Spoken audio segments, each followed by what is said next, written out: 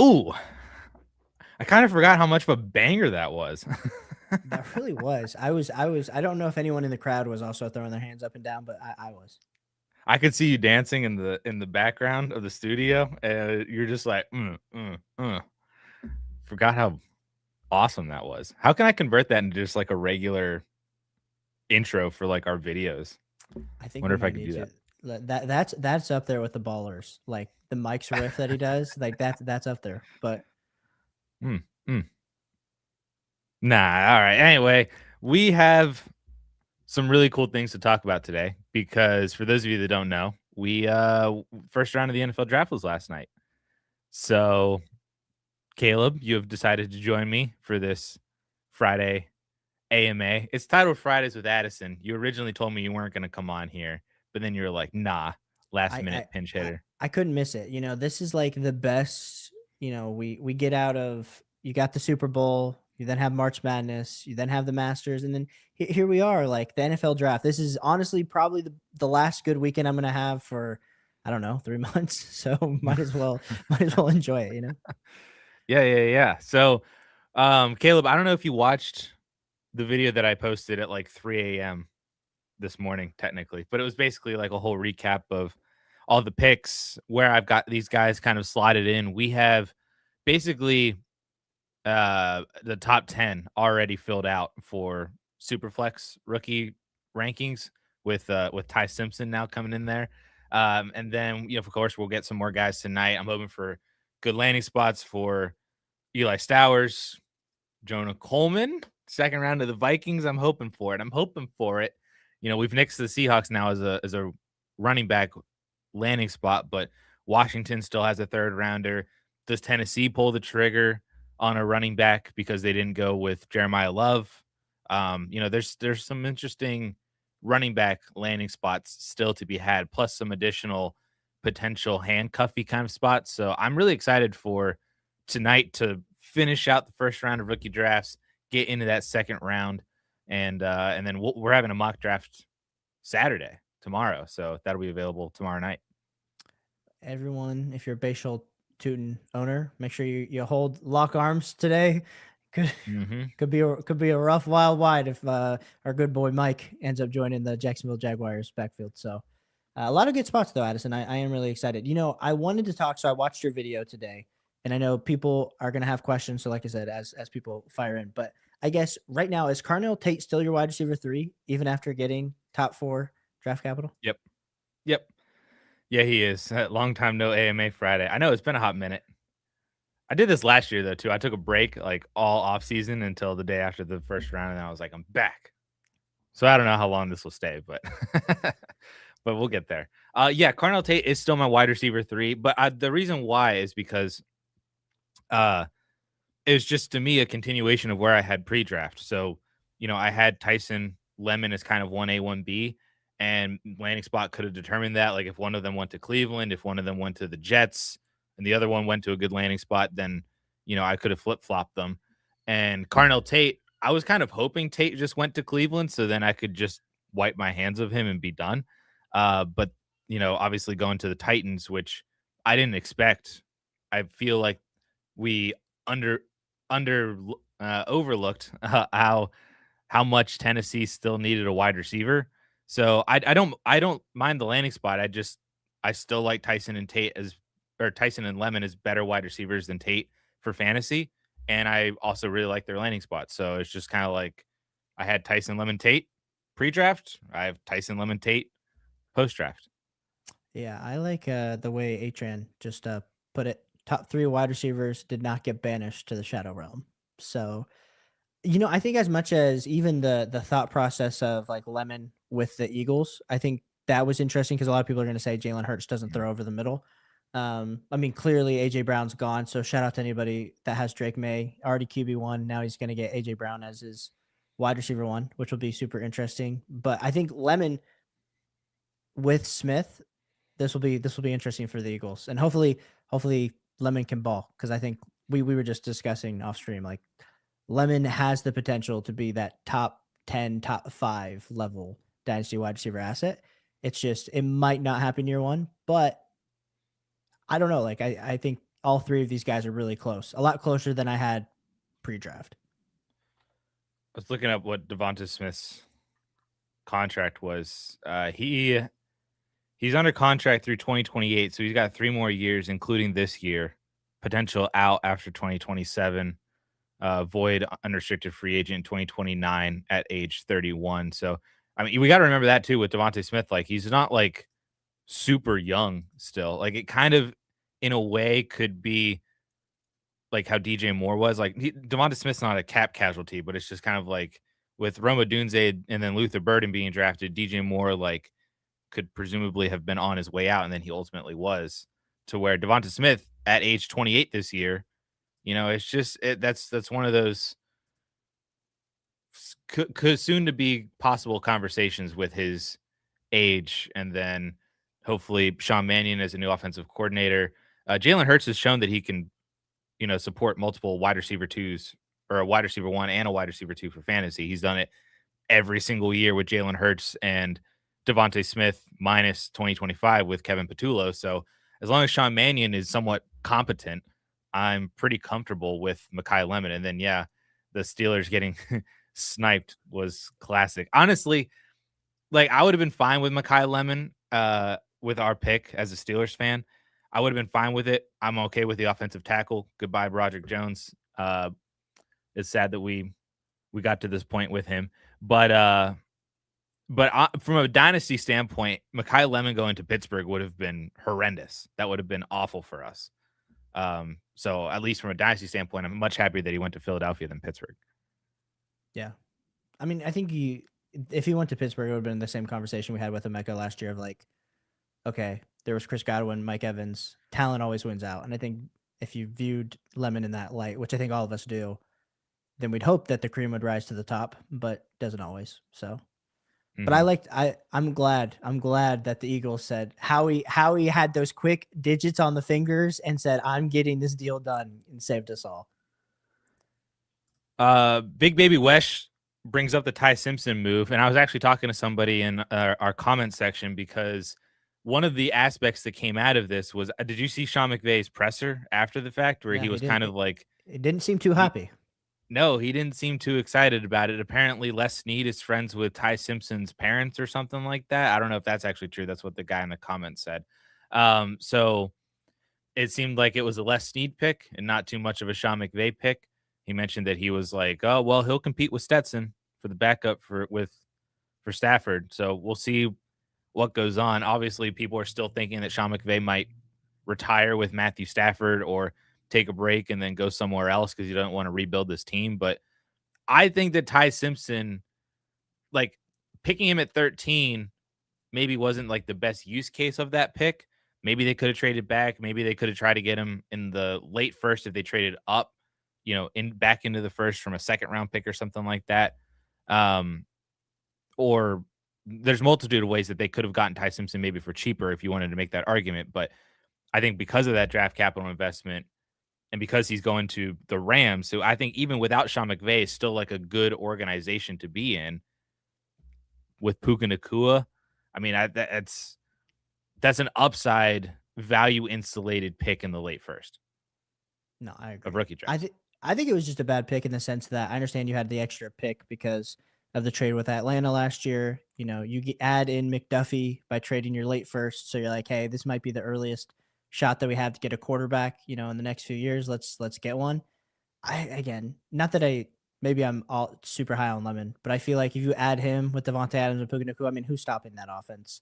On top of if Terrence Ferguson were just take the next step. And so I understand it from that perspective from Sean McVay of like, crap, like we could have added something that was actually going to help us win a Super Bowl, which maybe Ty Simpson does if something with Matthew Stafford's age, if he can develop. I didn't love it from that perspective, especially considering that I know we just did the 27 mock, but knowing that there's like, I don't know if it's going to happen, but if there's like 5 to 6 first round quarterbacks next year, maybe some of them fizzle out, but I think there would be their shot next year, even in a late first, to be able to take a quarterback that I might have ranked higher than Ty Simpson this year.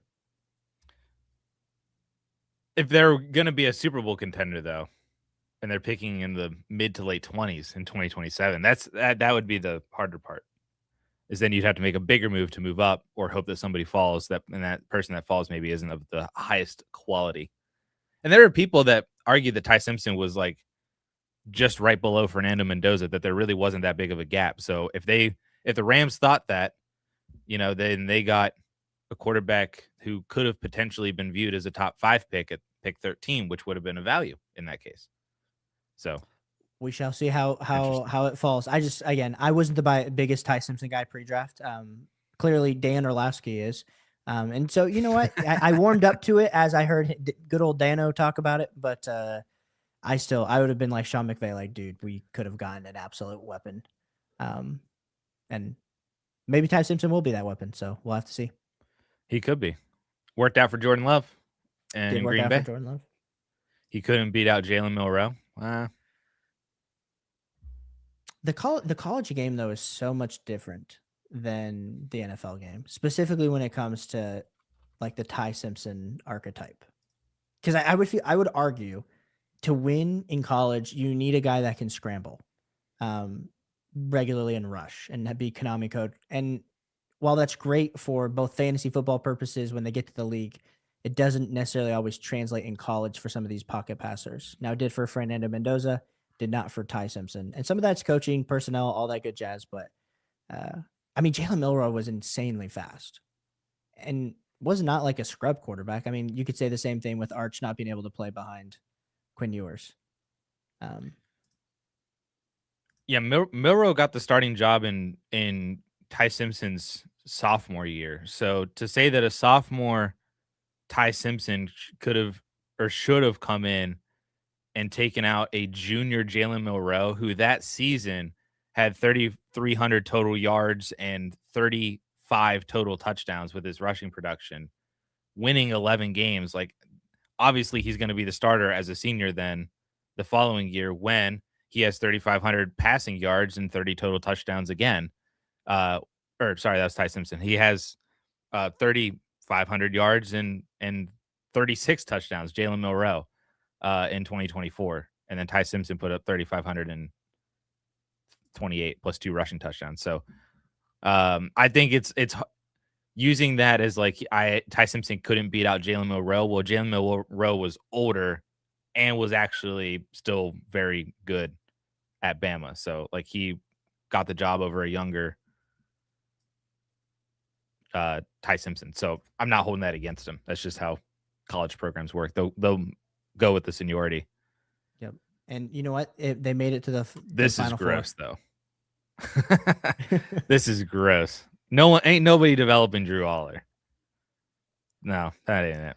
You know, I heard for 2 seasons that Drew Aller was going to be the number 1 pick in his draft class because of the intangibles, the arm strength, you know, the stature. But you know what? No one mentioned the mental, and that is just as important as the physical tools. It's so bad. He's just so much a bad quarterback. I'm wondering. I was joking with my buddies last night. I said, "Do you think the Jets take Drew Aller in the second just to kind of like finish out the Christian Hackenberg cycle, where Oh, they swung and missed on Hack in the second, and now they take Drew Aller in the second, and hey, you yikes." know, I would say this: would you rather have Drew Aller or Brady Cook as your backup? You know, Um, I think I might lean Aller just for the I fun think of it. it's Aller. Anyway, JP Tay says that he might be the only guy who likes what the Cardinals and Jets did, building the offense out to play a quarterback in next year in a much stronger touted quarterback class. I'd agree with the Jets. I mean, coming out here with David Bailey, Kenyon Sadiq, and Omar Cooper, and then also having they have what 3 firsts next year? Sheesh, dude. I like what they're doing. I fully disagree with the Cardinals taking Jeremiah Love at 3. That was atrocious. One of my good friends in the space is Ron Stewart, who is a Jets fan, who was melting down last night when David Bailey was taken instead of Arvell Reese. I think that was probably the only one I was questioning. I think the Sadiq pick, I mean, you could have argued going Lemon and then adding on even, I mean, they could have gone Lemon and Cooper. Maybe that would be too repetitive with their, but hey, they need all the weapons they can get. And I understand going Sadiq. Bye-bye to Mason Taylor, anybody that thought they were buying low earlier this offseason. That one's out the window. And then, yeah, Jeremiah Love. I didn't love it. I guess I didn't understand, Addison, why if you're the Cardinals, you decide to sign Tyler Algier while you still have James Conner, and I guess maybe you think Trey Benson's absolutely dust, and then you're like, "Oh, you know what? We don't have enough depth and, talent here to get something done. Let's draft Jeremiah Love number 3," which all in all, we talk about it. I mean, amazing prospect. I mean, clearly still the 101 in Dynasty. It's just, from a team roster building perspective, I might have gone in a different direction, but I'm you live and learn. I saw the underdog guys were talking about it. I think they gave that pick like a D or like a D minus or something like that. Like it's just it makes absolutely no sense from an NFL standpoint, like you said. Like, why would you take Jeremiah Love there at 3? You have so many other options. Somebody I surely could have traded up, but like Kansas City gave up a third and a fifth to move up to 6. Like, surely somebody could have been like, hey, I'll give you a fourth to move back to like 4, 5, 6, or 7 or something like that. And you at least you get an extra pick if you're still gonna take them. I mean, I understand too, there's all those rumors and reports that just we're interested in Ty Simpson like later in the first or trading up. And it's just like, you know what? Just have the guts. Just take him number 3. Because I understand Jeremiah Love, you're like from a prospect perspective, but again, for fantasy, it'll be fine. I mean, they're gonna have to give him 300 to 350 Oh, touches year one just to prove the value. So like, yeah, if you have the 101, great. Uh, but from an actual like team standpoint, man, I would have loved to see him on the Titans or Giants. Like that was my hope. Commanders, dude. I still really want a really good running back to Washington. They got JCM. They already got a good running back at Washington. Okay, we're moving on. Chef says he has the 2, 3, 4, 10 drafting the big 3, and then I don't know about 10, but happy with the wide receiver landing. I think you got to be happy with the wide receivers, at least the top 3 wide receivers. Casey and Cooper. We'll see if any wide receivers maybe can vault into the top 5 with landing spots tonight, like early round 2 guys, Boston or I'm so rooting for Surratt, so we'll see. But the This top 3 at is least are set. I wanted to talk to you, Addison, about Casey Concepcion, because I when they drafted him, I was like, isn't he just like a better version of Isaiah Bond? Like that was my thought. They got a bunch of guys that have the same issues. Jerry, Judy, and Casey. They run really good routes. Routes. Hands sometimes can be some questionable activity, and so therefore I'm like, man, they got a bunch of the same guys. Yeah. That's why I said in the video, I was like, "Are we sure that Casey's, like, better than Jerry Judy?" Just as, like, from a fundamental standpoint, are we 100% positive? I would say that he is, but, like, there's a whisper of a doubt in my mind that, like, they just feel so similar, and, of course, Casey has drop problems, or at least he's had them in college. I don't know if that'll translate or not. They don't have a quarterback. Is he better than Harold Fannin as a target earner? I don't Mhm. know that either. So it's just kind of like I really wanted to like KC. Of course, he has the blemish of the sub 2.25 yards per route run versus zone. That is an atrocious list to be on for rounds 1 and 2 wide receivers since 2019. He's on there. He's at sub 2 for his career. Um, some people argue that his the Texas A&M situation, he didn't have a lot of catchable balls to really produce yards on those routes run. So there is that argument. At least if you remove his uncatchable targets from his route run number goes up to 2.5 at A&M in 2025. But he was still, I think, at 1 yards per route run versus zone in 24, and then at like 2 in 23. So it was kind of a pervasive issue at both schools all 3 years. So again, I don't want to boil these guys down to just one number, but like if you were just drafting off of one number or fading based on off of one number, it's a pretty significant number, I think, considering the history that it's had. So there is that. The fact that he's in Cleveland, they don't have a quarterback, sharing with Judy and Fannin as of right now. Uh, I want to like him, but I just don't know. I just don't know if it's going to work. So I'm scared. Are you taking him 107 in Superflex? Are we're assuming the top 5 is the same 5? Jadarian Price is 6. Is that I would are you actually are you on argue board with there's Price? I think there's people, and I've already seen this because I watched Oh, a Price bunch could of go my. top 5. I think Price could go top 5. So I think the big winner of round one was if you had the 106 and you've been sitting here in Superflex or 105 and one QB and you've been sitting here like crap. I'm missing out. I think there's a shot. Like I think in like a one QB league, Addison. I think there's a shot that someone would take Price ahead of Lemon. I think there's a shot. Oh, yeah, I could see it for sure. But no, I think yeah, the mid first definitely won 107, 108. I think I'm still. It depends on what my team need is. I think if I can wait, I would probably just pull the trigger on Simpson, knowing that the potential fantasy value of a McVay Rams offense is sitting there.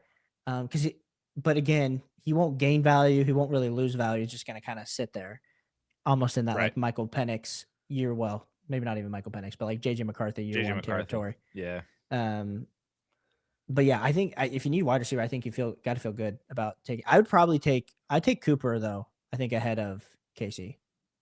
Uh, That's a bold take. I know. at least with KC, you can make the argument that he's the one. That you can like lean on the fact that like he's probably going to get over 100 targets. Is Omar Cooper getting 100 targets immediately? I mean, the Jets defense is so bad. Geno Smith. um, You're right. You're right. But I I mean, think if they but throw, Omar's a I'm little trying more to do the fantasy math. friendly. That's my thing. When's the last time Yeah. we've seen a Cleveland Browns wide receiver? I mean, again, we're over here saying we don't think he's better than Jerry Judy. I could make the argument that Omar Cooper plays a different game than G Willie. So Yes, absolutely. now, do I think the true I think Jay Willie lost in the draft because I think there's going to be more targets funneled to Sadiq and Omar Cooper than projected. But it also could be a win because he has been the only one any defense has ever had to worry about. So, I mean, we're playing here win loss for Jay Willie, and then you added the fact that we have the question mark of Geno Smith. Will he be from 2 years ago or last year? Geno Smith, I don't know. Atran's got a good point here that if you're in a league that rewards return yards, that's a positive factor for KC for sure. No, for sure. Where were we? Spiked Mocha own 101, 107, 111 in a one quarterback league. Notable assets are Neighbors, Marv, Odunze, Kraft, Pitts. Dreadful running backs. Not after Jeremiah Love. Kyler Baker, quarterback room. What might the buys be? How to pivot into a meaningful rebuild. Love to Arizona scares me. I don't know how you could be scared of Love to Arizona. Like, this is, from a fantasy football standpoint, this is actually like incredible. So I am totally fine with taking Jeremiah Love at the 101. 107, 111. I mean, you don't feel great about either one of those picks. You have Kyler and Baker, so like maybe you could take Mendoza with one of those picks if you wanted to. I don't know if that really helps you out. Would you rather trade out? I think I had a comment earlier that asked me, would I trade out of 108 in a one quarterback league for Derrick Henry or Javonte Williams if you needed a running back? And I said, yes, I would do that. I don't know if you're in that situation to where you feel comfortable in buying an aging veteran like that for those late firsts. Maybe you want to see what your team kind of is with Neighbors and Kraft coming back and what are Marv and Odunze, what's Kyler, can Baker get back to where he was in 23 or 24? So maybe you're not there to buy an aging running back now with those picks, but it could be a potential conversation depending on who it is. What are you This thinking, is Caleb? Yeah, I'm thinking I would probably with this roster, like I said, you taking Jeremiah Love, you could probably buy like if you wanted to like kind of Addison was saying 107, 111, go buy some vet running backs. But I think if you even package them, like you could probably get into like if you traded the 107, 111. I'm not saying it's happening. You're gonna probably it's gonna look like an L, but in one QB leagues, it's hard to acquire top tier wide receiver assets. I think you could probably get like a Drake London Tet McMillan conversation going. Do you might have to add a second potential late second? That sounds crazy to say a second and too late first, but that's the class, especially in one QB. So that'd be a move that I'd be looking to do. You could try to throw one of those tight ends in if you wanted to. Oh, that's true too. Like Pitts, I trade Pitts. Both I'm first and a Pitts. yeah Try to get into that conversation. yeah. Jay said 107 for Chase Brown. I think that would be a value if you felt like, okay, let's I'm go. in. But you know, then we got our lineup ready. I think I'm like, if I had neighbors in London and Jeremiah Love as like my foundation pieces on a one QB team, that's where I would be like. But yeah, Drake London might be a little bit more expensive than the two late first plus a piece. Be happy with Jeremiah Love. Everybody that has the 101 should be very happy with Jeremiah Love. So If you thought you were happy, the person was happy with Ashton Genty last year, just be happier because you have Jeremiah Love. I said that I was like, Mike LaFleur was the OC for the Jets when Brees Hall was a rookie, and he was only pacing for like 1,600 total yards and 12 touchdowns before he tore his ACL. So, Turned Michael Carter from a bum off the street to a guy that actually had some sort of career in the NFL. uh huh, So uh huh. a lot of I'm telling you, it's a lot of excitement there. Jacoby Brissett checks the ball down a lot too. I think the Cardinals running backs as a position group had like 100 targets last year. I was trying to see the if I can. the true loser of the Jeremiah Love to Arizona Cardinals is two people: Marvin Harrison Tyler Jr. Algier. and Michael Wilson and Tyler Algier. Actually, three. Poor, and I think who said it in the comments? I think Red Herring said Algier just got Algiered. My thing is this: like, what kind of like his agent like knew the thing is he would have been such a good one. Like if he would have just landed with Seattle, like again, I don't know, Seattle wouldn't have had to take pick 32 on Jadarian Price. Like they could have just literally just had the same guy in Tyler Algier. But 120. The Cardinals running back room last year combined for 120 total targets. Now, granted, that's with them throwing 650 times and Jacoby Brissett like pacing for over 700. So that number might not actually be what it is, but I think that's at least an indicator that Jacoby Brissett, should he be the starter, is, you know, going to be able to check it down to Jeremiah Love. And one of Love's strong suits is catching the ball out of the backfield, like a Brees Hall or a Bijan Robinson or something like that. So I think, I mean, the fact that Michael Carter got 45 targets last year when he got picked up off of the street I mean, he didn't do much with them. Didn't score a touchdown. Even Zonovan Knight had 31 targets. Zonovan Knight and Michael Carter themselves combined for 76 targets with Jacoby Brissett. It's just, this is going to be phenomenal for Jeremiah Love. and what about free agency and day one of the draft has said that this defense is any better? Nothing. So therefore, they're probably still going to have to throw the ball. When you don't take a defensive end or a cornerback in the top five, and instead you go with a running back, that means your defense is still pretty bad. So we're going to have to still throw the ball all over the yard, Addison. I think we could easily see Jeremiah Love with like 85 to 90 targets this year. And add on top of the work that he's going to get in the red zone. Oh baby. This is a juicy landing spot for now. Do we have to worry about the ghost of James Conner and somebody's getting cut? That's all I know. Trey Benson, I think, is gone. I I wouldn't think be it's shocked out. if one of them gets dealt. Yeah. I guess it Oh would be god. Benson could get dealt, or Connor could get cut by the end, or Benson could get cut, I guess. It'd be Benson and Connor. I think they keep Connor. I think it'll be Love, Algier, Connor, because I think all three of those are the same prototypes that can hold themselves through a whole season, and then Algier and Connor can kind of take the scraps off of what Jeremiah Love is. It might be a slow start. I think too. Like I keep thinking maybe they'll slow roll him, but there's no way when you draft him top three, you're out there from the jump. He's got to be. He's the highest paid running back in the league right now with guaranteed money. Like, you got to use that dude. He's built to be used. Use him. You draft him at This 3. guy got insane NIL money, and now he got drafted top three. Man, to be a running back in 2026. He's gonna get so much work. I mean, Maybe the touchdowns aren't there. I mean, it might not be like, an RB3 overall season in 2026, but he's gonna get so much work. The receiving game should be there.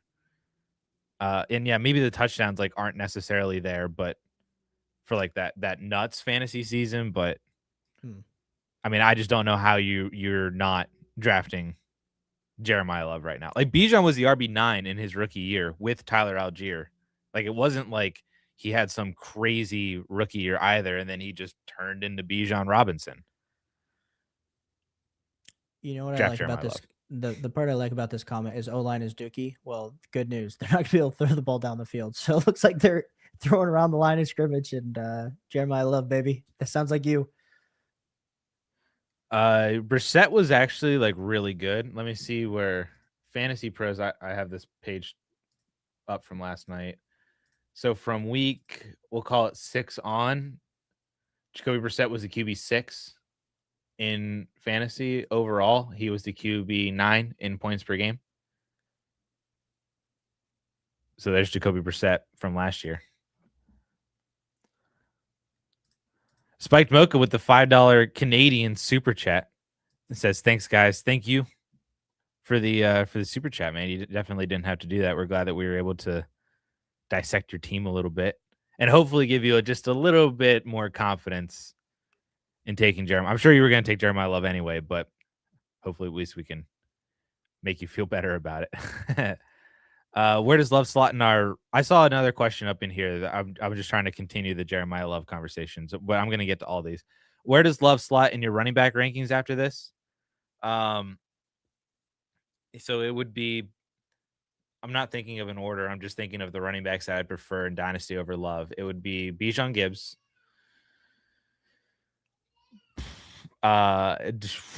Do you prefer anybody else instead of Bijan and Gibbs? Then is Jeremiah Love your Dynasty running back 3?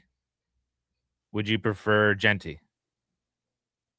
I think you have to go Love based on he's got an extra year on that rookie deal guaranteed. And I don't know, like I think I just like the situation more with Arizona. I mean, I think it's equal, but like I think from a start you get one more year, younger running back. I think I go Love, even though I have both are very close as prospects, and I think both are very similar running back talent. So they're both elite. So like I don't. It's close, but I think 3 for sure has to be Jeremiah Love. Would you prefer Achan, who JP Tay says is going to have 600 carries? I mean, He might have you 600. hey, you hate the Arizona Cardinals offense and offensive line. Just wait till you see what Malik Willis is dealing with in the Miami Dolphins. Goodness gracious. Yeah, I mean, I would take. Okay, if we're doing dynasty rankings right now, like you said, Bijan, Gibbs, They're in Love. a tier of their own, I Yeah, think. well, And I Bijan think Gibbs Love is in that second tier. second tier. I think he might be in a tier by himself, but I would say second tier. Hmm. Love. We'll just say Love and Genty. And then I think you have another mini tier. And I think that next tier is Hampton and HN. And so I think people are going to have HN over just because of their production.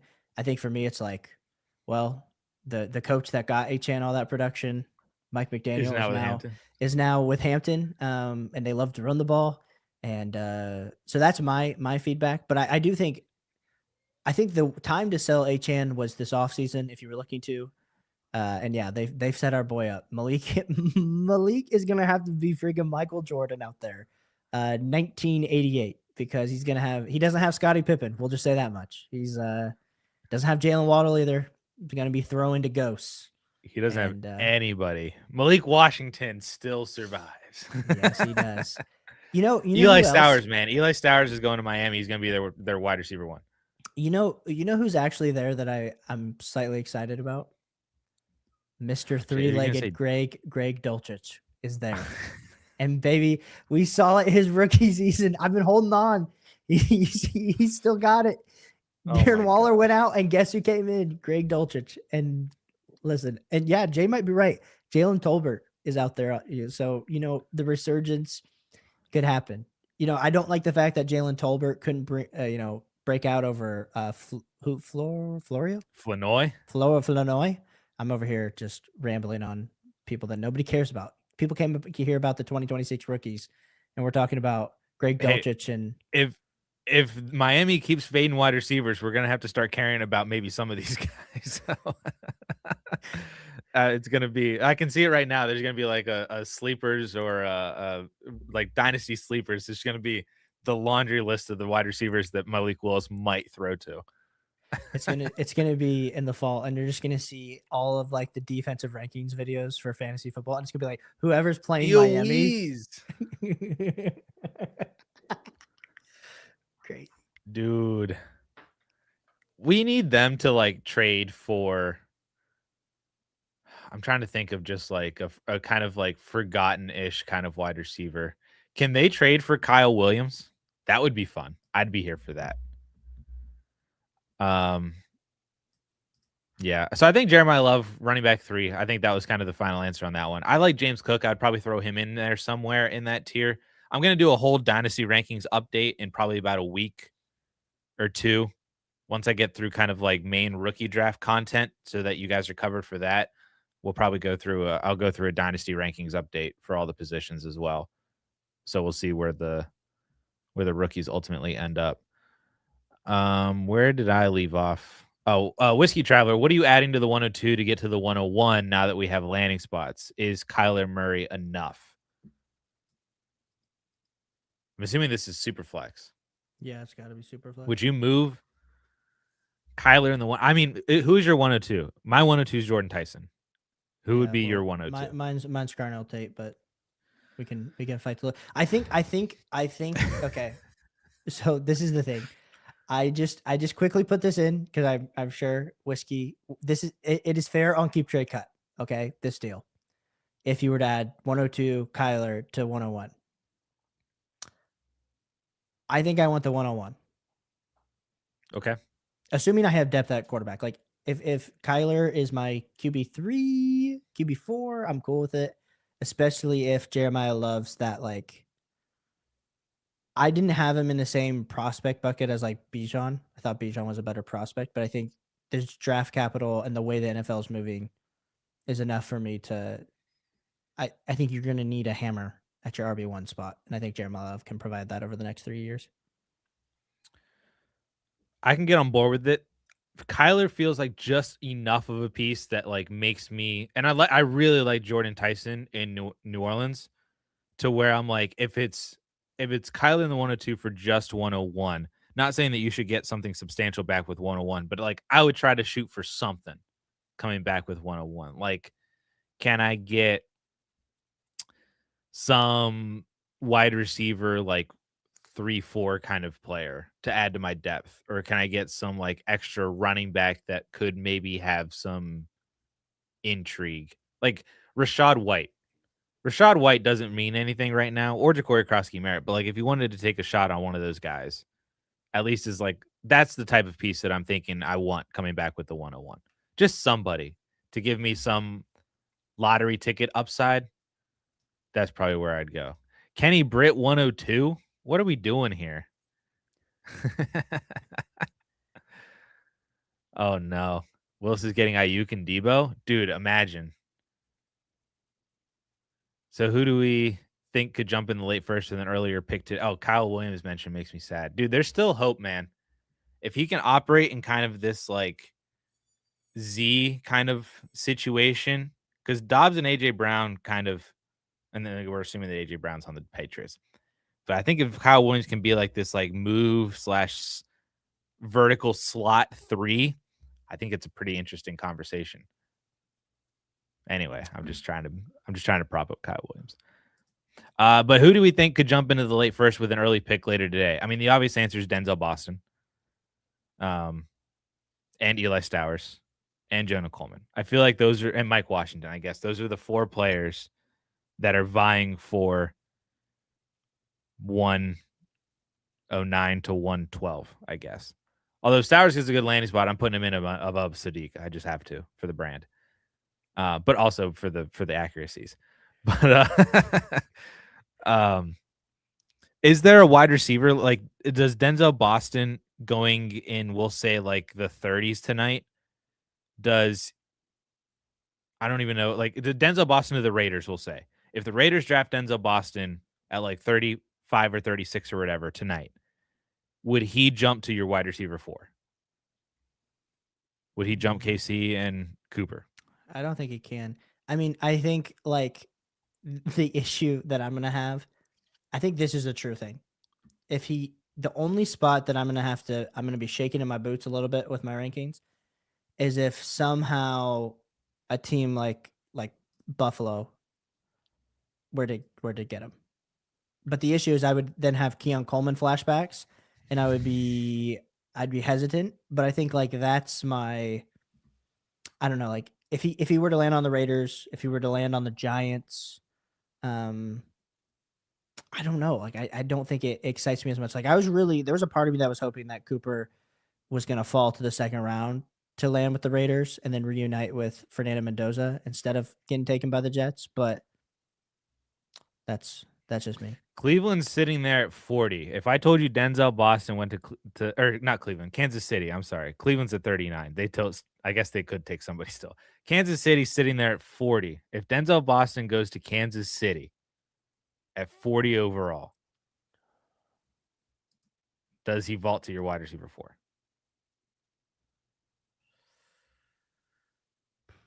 I think he I think I would have to just based on like opportunity. But the issue is that I've done this. This is I say landing spot matters. And then we try to convince ourselves that landing spot doesn't matter. And then we look at like the Kansas City Chiefs when they land and it's like Sky Moore, baby, let's do it.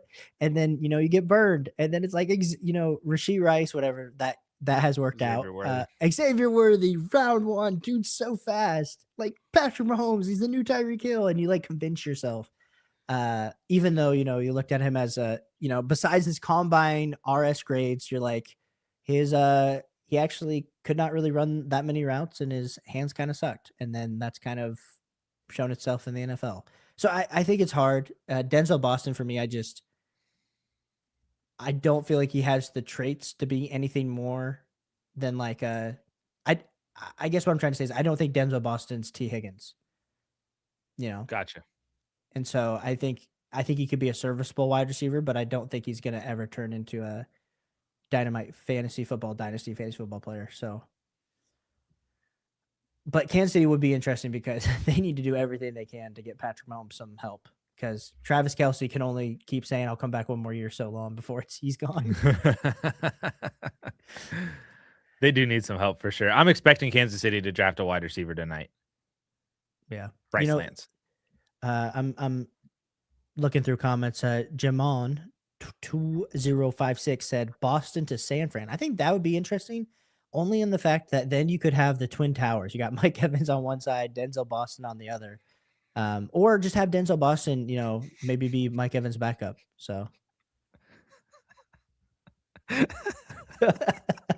Is this picture real? The only thing Ayuka's been operating out of was a Burger King, bruh. When you Oh, get no. millions of dollars, the good thing is some people just they like to stay humble. And Sir Brooks with the $5 super chat. Welcome in, my friend. Thank you so much for the $5 super chat. He's like, happy Friday, fam. With love going to Arizona. Would you rather James Cook or Jeremiah Love on a competing dynasty roster? Also, how about my new Jets? Sir Brooks is a big Jets fan, Caleb. I like it. I said in the video that dropped this morning, I said from a Jets perspective, like NFL fandom perspective, you have to be feeling really good about what they did and how they came out of last night with, Bailey, Sadiq, Omar Cooper. You've got multiple picks next year. I think that they're building it out right to where they're building around their quarterback that's going to come in. And I think it's going to be potentially a good situation for what they're doing. So I'm all on board with the New York Jets with how they're building it out. It's just hopefully they don't Jets this thing. And I'm curious if they take a quarterback tonight or tomorrow, because that could be interesting. Like if they try to take a shot on a Nussmeier or Beck or Aller or Klubnik, do they, and obviously like they try to give him some sort of a run instead of Geno this year. I would be at least curious about who that player is if they decide to take a quarterback in this class that could maybe end up being, Derek Carr 2.0 or Russell Wilson 2.0 or Dak Prescott 2.0, Brock Purdy 2.0, insert successful later round quarterback here. I have some of the ammo, I think, to do it, and they could take a shot on it. And if that means that they hit on a quarterback later in this draft and they don't have to take one next year and they can use that next year's ammo for other positions, oh my gosh.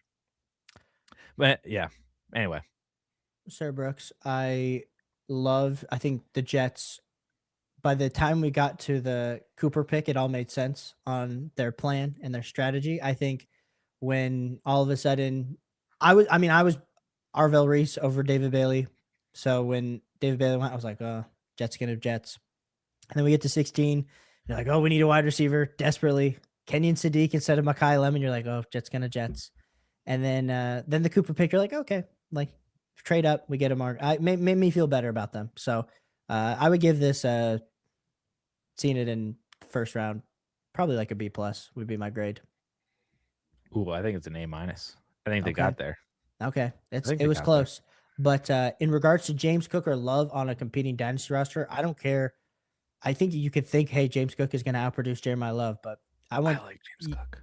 okay, but like you would really take even with the dynasty I value no, and the I would production, take you would Jeremiah take Love Jeremiah over Love. James Cook, but I really like James Cook. Like if you're somehow able to get like James Cook in a early second for the 101 right now, like I could be enticed, you know what I mean? I think you would need more than the an early second on top of James Cook to get. Mm, I would say, if someone offered me like the 108 and James Cook for the 101, I think I would think about it. done. But I think if James Cook, if it was James Cook in the 112 to a 1, I think I'm probably holding Jeremiah Love. So that's the value for me. Maybe I really just like James Cook. So I especially like from a contending standpoint, like he's got a new contract essentially. He's 25, 26 years old, so it's not like he's like old. Jeremiah, I would 100% rather have Jeremiah Love than James Cook straight up. But I think, depending on what the plus gets thrown into there, if you could get some sort of a plus for the 101, I'm in on it.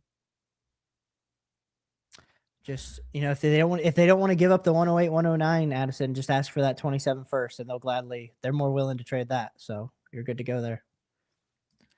Thank you for the $5 super chat, Sir Brooks. It's greatly appreciated. We had some other questions up in here that were we kind of skipped over just for all the love conversation. Non-draft related question: Superflex Dynasty 1.5 tight end premium. Which side do you prefer? Chase Brown, AJ Brown, and Christian Watson. Ruin the Browns, or Nico, RJ Harvey, and David and Njoku. I already know my answer. Yeah, it's the Chase Brown, AJ Brown, and It's Christian Chase Brown. Watson side. And Yep. the real reason is because I know AJ Brown has dropped in dynasty rankings, but really, what's the big difference between him and Nico value wise over the next 2 or 3 years? Not that much. And then Chase Brown just absolutely dunks on RJ Harvey like so significantly that even if Harvey and Njoku doesn't answer that, and then you got to free Christian Watson. So take the Chase Brown, AJ Brown, and Christian Watson side. That's where I'm at. Love the show. Keep up the good work, Addison and Caleb. Thank you so much, Parcher. Yesterday traded Malik Willis 27 first and third for Saquon 212 and 27 second. Wasn't a good move. He won the championship last year with bad running backs. What You if this traded is my one boy. quarterback, Caleb? What if it's one quarterback? Okay. Breather. What if? I I don't actually know if it is or Okay, not. okay, okay. I'm trying Let's to. if it's one quarterback and it's essentially what it would be is a 27 first for Saquon Barkley, Malik Willis And for the 212, two and then a seconds. random third. Yeah. I think if it's one quarterback, you know what? We're feeling better about this. If this is super flex, holy moly, give me the Malik Willis 27 first side. Because you're probably got a shot on either a quarterback or 5 running backs next year. I don't know. We'll have to see. But Parch, I'm hoping that this is one QB. I'm not trying to throw you under the bus here, brother. I was trying to see if you. I don't know if he's still in the chat or if he was to see if maybe he would say what it was down at the bottom. I don't know. We'll see. I'm hoping it's one quarterback. It makes more sense in that format for sure. Would you trade the 110, 207, 208 for the 105 to get Price? Running backs are Henry, Etienne, and Warren. Wide receivers are already good. Yeah, Yep. I would do that. I Move had out of the somebody 110. interesting. I was watching another channel. Won't say who it was, but they were arguing that Jadarian Price should be ranked ahead of Henderson and Quinshon Judkins in dynasty rankings, and I said that is actually an interesting discussion. I think it's valid because of the first round draft capital. I don't think I can do it though. The issue is that yes, he has first round draft capital, but 32 is so wildly different than like a top 15 or top 20 running back pick. You know, like he does not have the same draft capital that Amari and Hampton had. Like, and you know, so like yes, he got first round draft capital, but so does Xavier Legette. And so like I'm hopeful that Jadarian Price is actually like a good running back, but his prospect profile, yes, he was behind Jeremiah Love, but like I just don't know. I'm not positive if I know Trayvon Henderson and Quinshon Judkins, I think are just better talented players. That's a really high ranking for a running back strictly on landing spot and better than perceived potential draft capital. So Good news. I mean, I I think think I he's know who gonna. it was. I think I know who it was that was saying this. The thing that's crazy though is if he does get 250 touches his rookie season with Sharps being out for probably until like week 10, I think there's a world where he gains a ton of value. So I understand to like there's the draft capital, even if we think it's the back half, and then there's the immediate production argument. But I don't think Jadarian Price's ceiling, even with the Seahawks, is as high as Judkins or Henderson at their respective teams. He's going to be splitting with Charbonnet still. Well, but So Charbonnet's injured for the first. That's what people are saying. I mean, For like, maybe he's for not the going to be. first like 2 or 3 weeks, People are saying maybe. it's going to be until like week 8 or 9 or 10. He's not going to be back. Oy. That's what I've seen. So anyway, that's like I said. Don't shoot the messenger. I am not a Jadarian Price truther believer, but there's people out there, and I think it's good if you like I said, if you have the 106 in Superflex, you got to feel good about it. Now I at least get a good shot on a running back with round one draft capital. If you're at the 105 in a 1 QB league, like, hey, that pick got more valuable than it was pre-draft. Like, there were some wins. Caleb, is this where we've got to Yeah, drop I you think off? this would be. Thanks This your everyone. stop? I'm Addison's still going to be here answering your questions. I'm I staying. sadly, we're over here. Get a quick lunch break in. Got to hang out with all you beautiful people, and now I get back to it. Well, we appreciate you joining in for sure, Caleb, and we will have our mock draft video tomorrow night that we will be recording like during the 6th or 7th round, and then to have it promptly up for you guys right after. And hopefully, I think last year Jaden Blue got picked while we were recording, and then people were like, "Oh, would you put Jaden Blue in the 3rd round?" I'm like, Jaden Blue sucks, so suck it. But yeah, so we'll have that for you with Caleb tomorrow, and way more draft content and all that other stuff. So I'm not leaving. I'm just letting people know, and we're just dropping Caleb off here right now, so you can get back to Getting your off the usual bus. day to day. Yep, Yes, appreciate sir. you guys. Appreciate the community. Keep firing those questions away for Addison, so he doesn't have to just ramble. Yeah, much appreciated. I Cool, got to cool, turn cool. this overlay off so then I can kick you Yep. off the screen. Yep. Bye, Okay. Caleb. See you guys. Bye. Later. Oh, I moved you. There we go. StreamYard. Nice. All right. Where are we at? Uh-oh. The toddler's coming up for bed. I'm trying to find where we left off. Eli popping in better late than ever. Shout out the DLF YouTube Discord. Yes, sir. The Discord channel was popping last night. We were reacting to all of the picks and everything like that. I threw up a lot of like final grade numbers for the marker system and stuff. Which you haven't, check out the markersystem.com is the tool that I have built to help visualize my analytical model. That is a better word for it. So if you're curious on what's going on with these prospects and how I'm viewing them through the marker system, that tool is updated through last night. You can see where everybody's at. You can see on the cards on the tier view, there are still players that will have like a projection underneath. It'll say PROJ. So that's like Denzel Boston and Jonah Coleman and Mike Washington and Eli Stowers. They still have projections. That's based on mock draft ADP. But the guys that don't have it, so everybody that was drafted last night, you won't see a PROJ underneath their number. So those are final grades, and that will stay the way it is. So we're slowly feeding in the data as it comes to us. Big update again tonight, and then yeah, final updates on Saturday. So then I can get out a rankings video for y'all on Sunday. We'll talk about late round sleepers, all of that good stuff all next week. But from the marker system and the markersystem.com is where you can check that out. And the DLF YouTube Discord as well, like Eli said. Uh, do, do, do.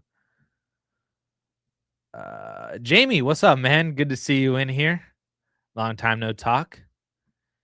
What running backs in rounds 2 to 3 nuke the Tootin steam? It would be Washington, Coleman, Claiborne, Johnson. That about it.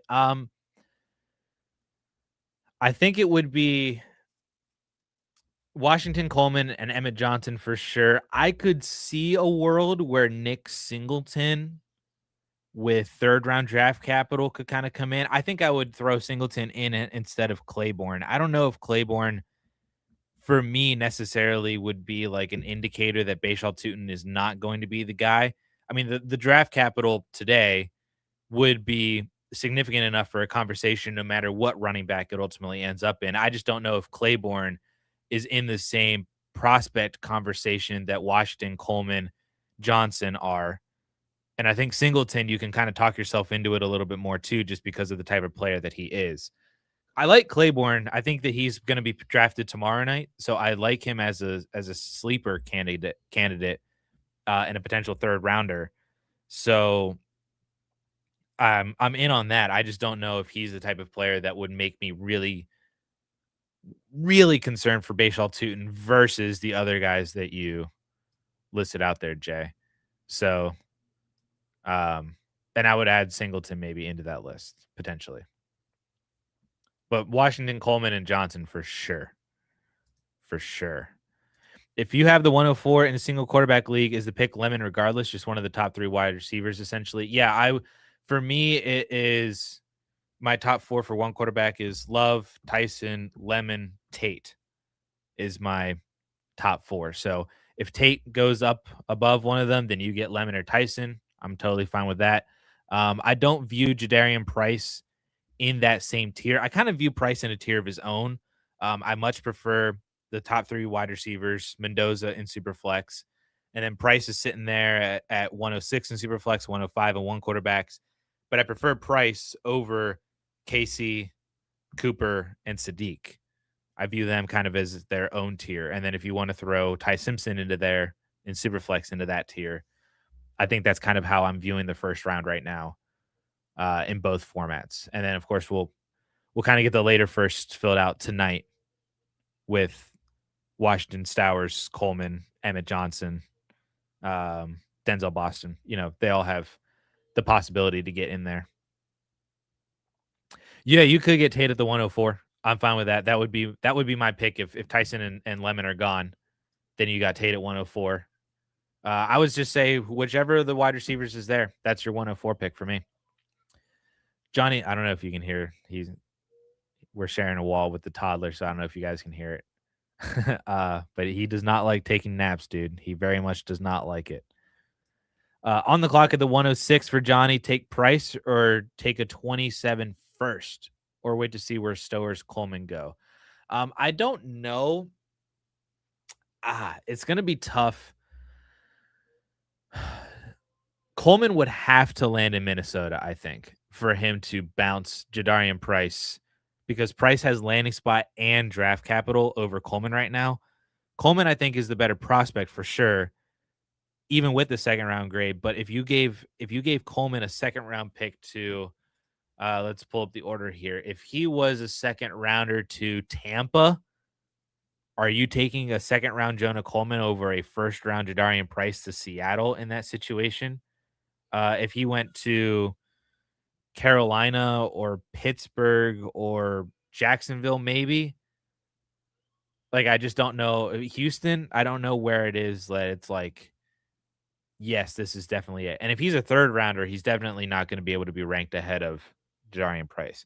Stowers, I think, would be interesting as the 106 if he went to Miami in the second round, or Kansas City would be really fun, of course.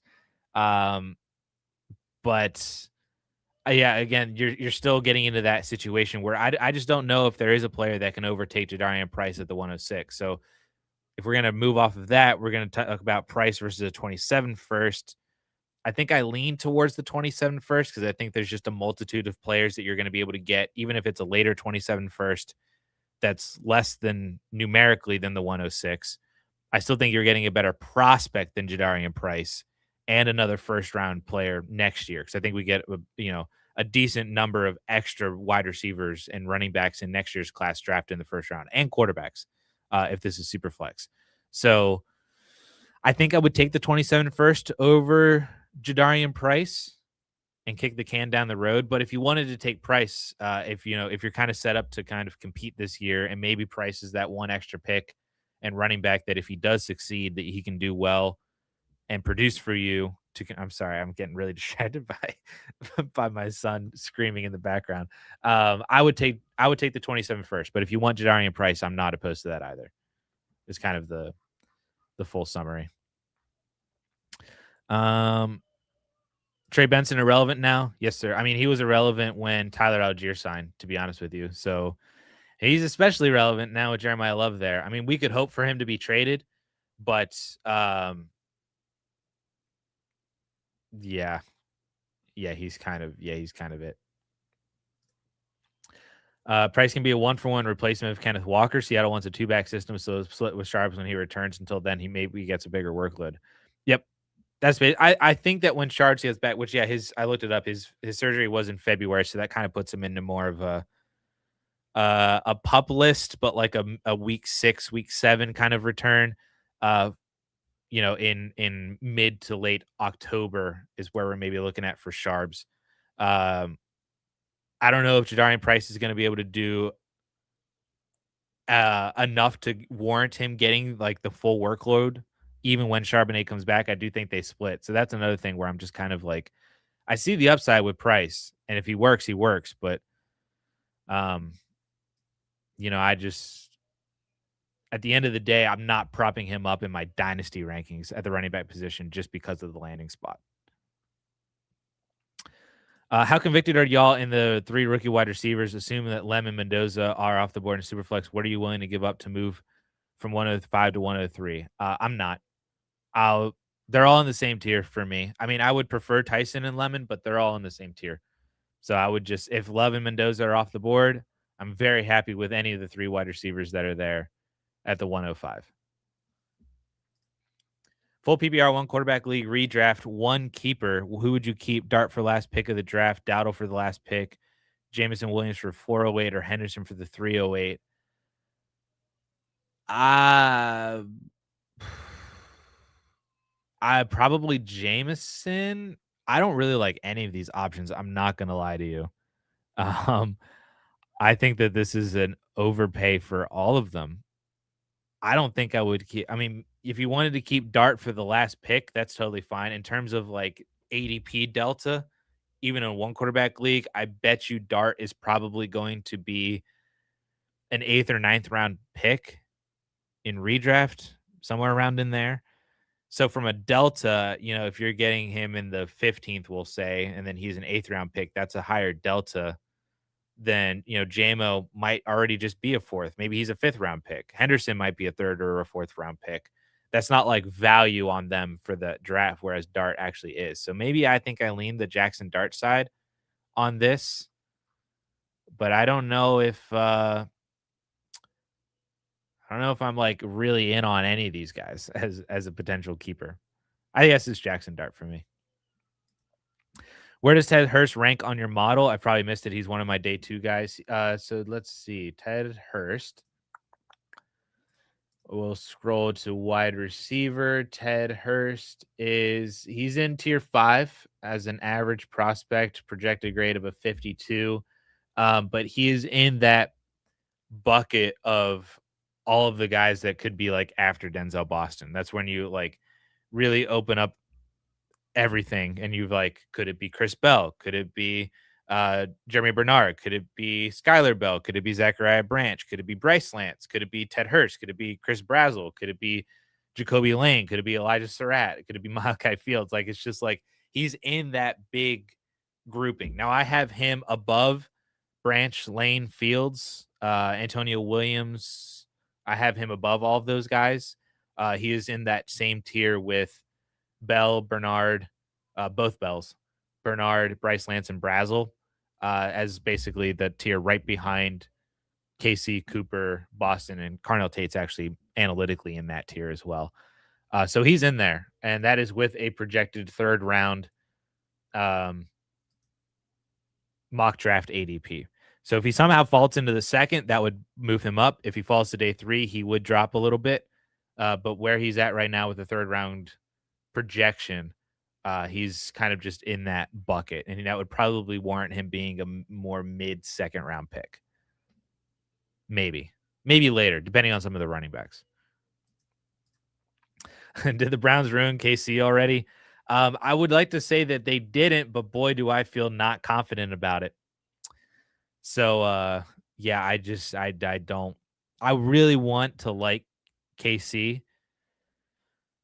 but Cleveland, man, it really just saps everything out of you. Just all of that energy just does not feel like it's there. You know what I mean? It really sucks.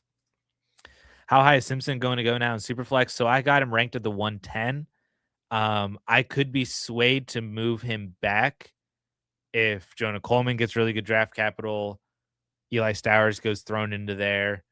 Maybe it's if you want to take Mike Washington, second round pick to the Vikings over Ty Simpson, I'm not opposed to it. But he's right in there, I think. But I would probably, if you wanted to take him over Sadiq or Cooper or KC because of the landing spot, and you're just like, I will take the upside shot on the quarterback as kind of like just like a not just like a safety pick, you know what I mean? Like he's like a high yield savings account where you just stash your money, you get a little bit back, and then you can pull it out for like a little bit more. That's kind of how I view Ty Simpson. He's not a lottery pick or like a dart throw or anything. He's just like feels like a safe player to invest your assets in that you know you're going to be able to like safely recoup the majority or more. Or you could be like Jamie and just say that he's a bust, which I don't necessarily disagree with either. But I have him ranked at the 110. What running back would you be willing to trade for with the 102? Good question. You are probably in the James Cook, Jonathan Taylor range of players. Boy, Oliver's having a really tough time, man. So like I would probably have I would maybe a little bit lower. Like I don't love Travion Henderson, so I would rather have the 102, which is Jordan Tyson for me. I would rather have Jordan Tyson than Travion. Probably rather have him than Quinshon Judkins. Probably would rather have him than Brees. I'd rather have Brees than both Travion and Judkins. Would I rather have Tyson or Kenneth Walker? That's an interesting conversation. But then right above Kenneth Walker is James Cook. I would trade the 102 for Cook and Jonathan Taylor. Absolutely. Kenneth Walker, I think, is a little bit more of a conversation. Brees is a little bit more of a conversation, but I would rather have Tyson than Henderson and Judkins. I'd rather have Tyson than Saquon. I'd rather have Tyson than CMC. I'd rather have Tyson than Chase Brown, Kyron Williams, Etienne, Javante, all those other guys. So that's probably it. Yes, for Cook and JT or somehow anybody above him. I don't know about Walker and Brees. Definitely not Travion and Judkins. There's my role. I'm here for it. Aaron Jones 2.0. I'm absolutely here for it with Emmett Johnson in Minnesota. JJ Zacharyson would sign on that as well. Sir Brooks with the $2 super chat. Everybody show some love and like the stream. Thank you so much, my man. Thank you for all the support that you've shown, and thank you for all the support that everybody else has shown as well. Would you trade 27 late first Sutton and McLaurin for 102 to get Mendoza? No, I would not. I don't think Fernando Mendoza is like an incredible prospect of a quarterback. So I would just take the 27 late first. You get the production out of Sutton and McLaurin. I'd rather have all that than Fernando Mendoza. This is a steal. Mason Taylor a couple weeks ago for the 203. Sheesh. That guy's got to be kicking himself right now. As a Seahawks fan, not a huge fan of the price pick. Feel like he's going to be a trap. Emmanuel Wilson and Helani are really liked by our coaches. And when Charbonnet comes back, Dunzo, he might be a trap. I'm 50-50 on whether he is or isn't. The draft capital's there. Obviously, the opportunity is there immediately. He doesn't grade super well in my model, but he does hit on that advanced analytics list for running backs that I shared in the video that dropped this morning. That hit rate is like incredible for day 1 and day 2 running backs.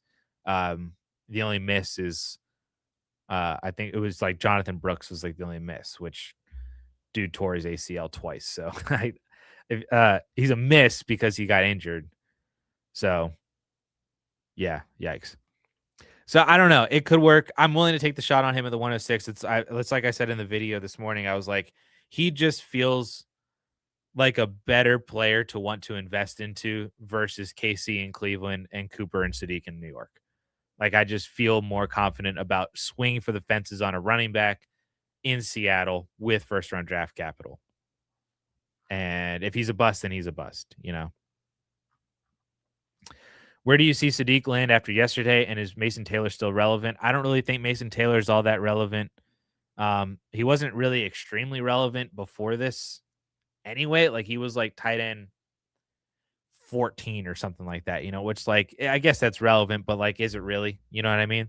I think Sadiq from a dynasty tight end landscape is probably going to be like my dynasty tight end 11 or something like that.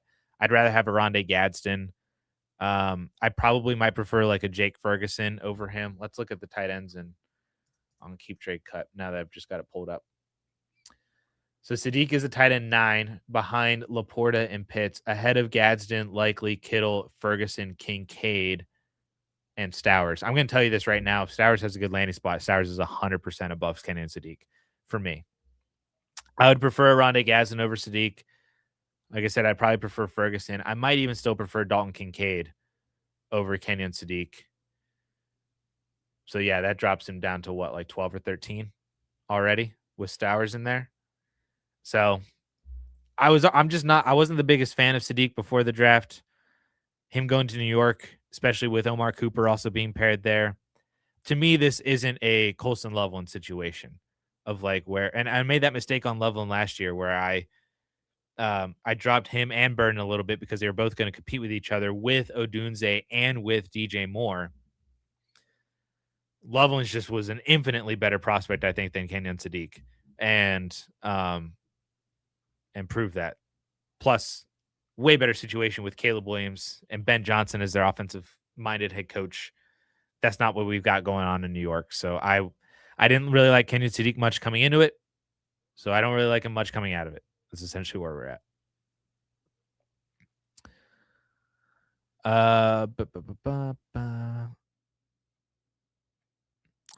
This is in rookie drafts. I'm trying to see where Leon, did I miss a comment or was there more comment? Maybe there was more comment. I don't know. Who's your next quarterback off the board and what round? I think Cole Payton could be the shocker if a team loves the upside. I had this conversation with my buddies last night. I was like, man, predicting who's going to be QB3 now off the board is going to be really fun, and it's really hard because Carson Beck was getting that hype leading into last night of, oh, don't be surprised if he's a first-round pick. Shut up, Palisaro. That was never going to happen. But I don't know. Maybe that's indicative that teams really like him and want to take a shot on him, still think that he can work. Has the mental aspects of it, I guess. People still like Garrett Nussmeier. Maybe Drew Aller gets the project pick. Maybe it is Cole Payton. Honestly, if I had to bet $1 on who the next quarterback is off the board, my dollar would go to Garrett Nussmeier. But I feel like all those guys have like plus 3 to 400 odds on being the next quarterback. Like they're all literally right in there, Cole Payton included. I mean, he was getting like don't be surprised if he's the second quarterback off the board. Maybe he is the first round pick. He was getting all that stuff post combine and stuff. So I don't know if that's actually happening, but I wouldn't be surprised if someone took the shot on him for the athletic ability that he possesses and the upside of being like the next Jalen Hurts. You know what I mean? Oh, sorry. I was answering your question about Sadiq, and then I didn't even realize that this was the next one. So in rookie drafts, I have him at the 109 in Superflex. Probably still the 109 in one quarterback leagues because I think I would take Mendoza over Sadiq still in one quarterback leagues. Um, and yeah, but I'm like so prepared to move him down.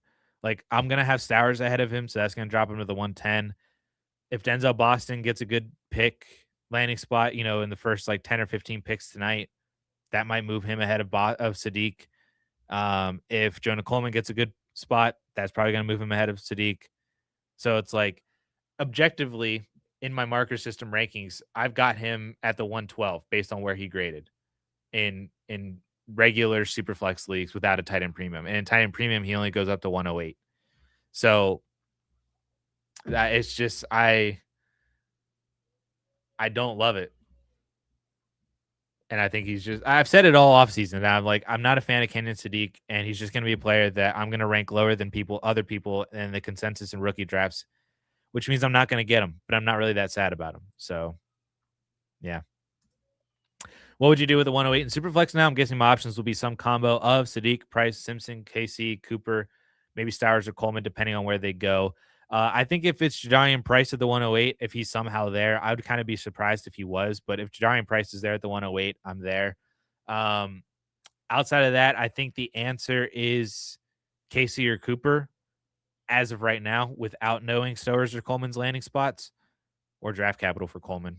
If Coleman doesn't, I mean, if he doesn't get drafted tonight, he's screwed, at least from first round capital. But it could be Stowers at the 108. I'm still very much a part of that. It could be Coleman. It could be Mike Washington. It could be Denzel Boston. I don't think it's going to end up being Ty Simpson for you. I'd prefer the wide receivers, KC and Cooper, over Ty Simpson at the 108. So I don't think it's going to be Simpson. I don't think it's going to be Sadiq. If Price is there, take Price. Asterisk on Stowers and Coleman. You have a lot of ask me again in like 48 hours. That's probably the more accurate way to answer this. What do you want to happen in round 2 of the NFL draft? I want Denzel Boston going to the Kansas City Chiefs.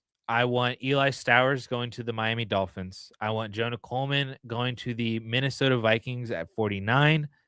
I want Mike Washington going to where can Mike Washington go to? He can go to I'm trying to just pick like a good landing spot for him. Him going to does Tennessee trade up into the second to get him? I mean, I'm fine with that. I'm just looking at the list of other landing spots. Nah, I don't know. I don't know where Mike Washington could land. It's Minnesota, man. If Minnesota takes a running back, which I think they do take a running back in round 2 tonight, and whoever that is going to be vaulted for sure. I just really want it to be Jonah Coleman. This is kind of your answering. Where do you see Jonah Coleman going? Please be Minnesota at 49, dude, or trade up for him. Even better. I would love that. That's pretty much those are the main things that I want tonight. I don't really care about Jeremy Bernard and Chris Bell and Chris Brazel. Like they're gonna get drafted at some point tonight, maybe even in round 2. I don't really care. If we're talking from like a veteran standpoint, I would love for Tony Pollard to keep surviving. I have Tony Pollard in one Dynasty league. I would love for him to keep surviving and still be the starter for the Titans next year. I would love for Josh Downs to survive and Jaden Reed to survive so that they could be more of the wide receiver twos and hopefully play in that two wide receiver set role across from Watson and Alec Pierce. So I would love for both of them to survive, but I don't know if they do. Um, San Fran can take another wide receiver. I'm cool with that. I think that. Hmm, I think that's pretty much it in terms of what I want for like round 2 specifically. Am I heading to the blue and white? No, I am not. I got too much work. That's tomorrow, right? I'm not like tripping that that's tomorrow. Um, yeah, Saturday, April 25th. No, I'm not. I got to be here in the lab making content for you guys. That's why I'm not going up to the blue and white. Kind of sucks that they did that on draft weekend. I think one of my buddies is going up, maybe. So, but no, I'm not. I'm not heading up. I have the 107 in Superflex based on who is picking in front of me. I should be between Mendoza, Price, or KC. What? Mendoza is going to be there at the 107? Take Mendoza at the 107. That's the very easy answer there. Is you just take Fernando Mendoza. He's the best player available for sure. I preferred Terrence Ferguson and Jamari Johnson over Sadiq. Never understood the hype bar the combine athleticism. I mean, if you wanted to make the athleticism argument for a tight end, Eli Stowers is technically as, if not even more athletic as well, but people don't want to hear that. So yeah, my hope is Jalen Coger survives any real competition. I'm wondering if Carolina drafts a wide receiver, if that's more indicative of Xavier Legette. They might be a place where they draft the tight end.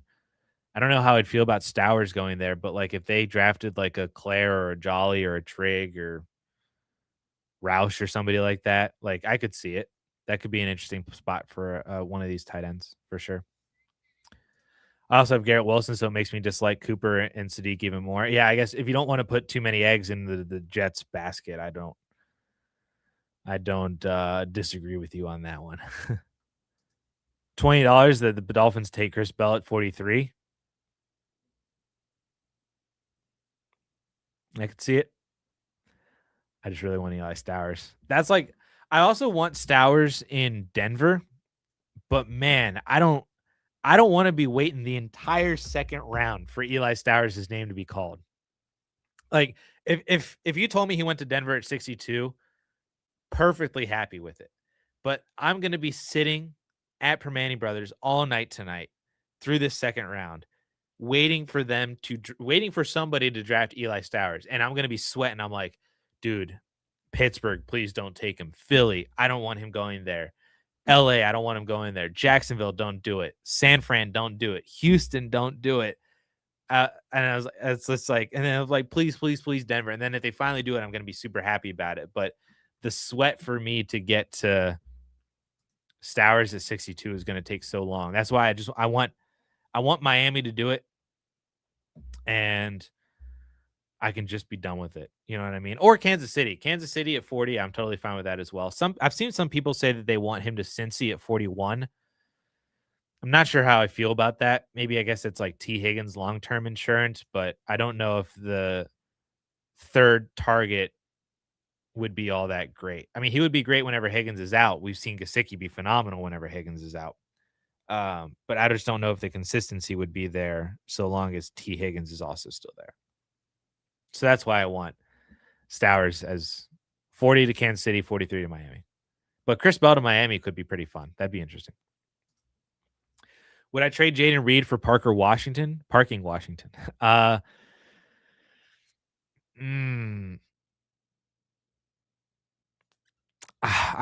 view them so similarly, man. I don't know. If you wanted to go on the upside of that, Parker Washington is legit. I mean, in some ways, we saw more out of Parker Washington last year than we kind of ever did out of Jaden Reed, though he had, you know, 2 900-yard seasons and then got hurt last year. I think the upside is with Jaden Reed as being the wide receiver 2 for Jordan Love versus Parker Washington, who on any given week could be the 1, 2, 3, 4, 5 in the target share.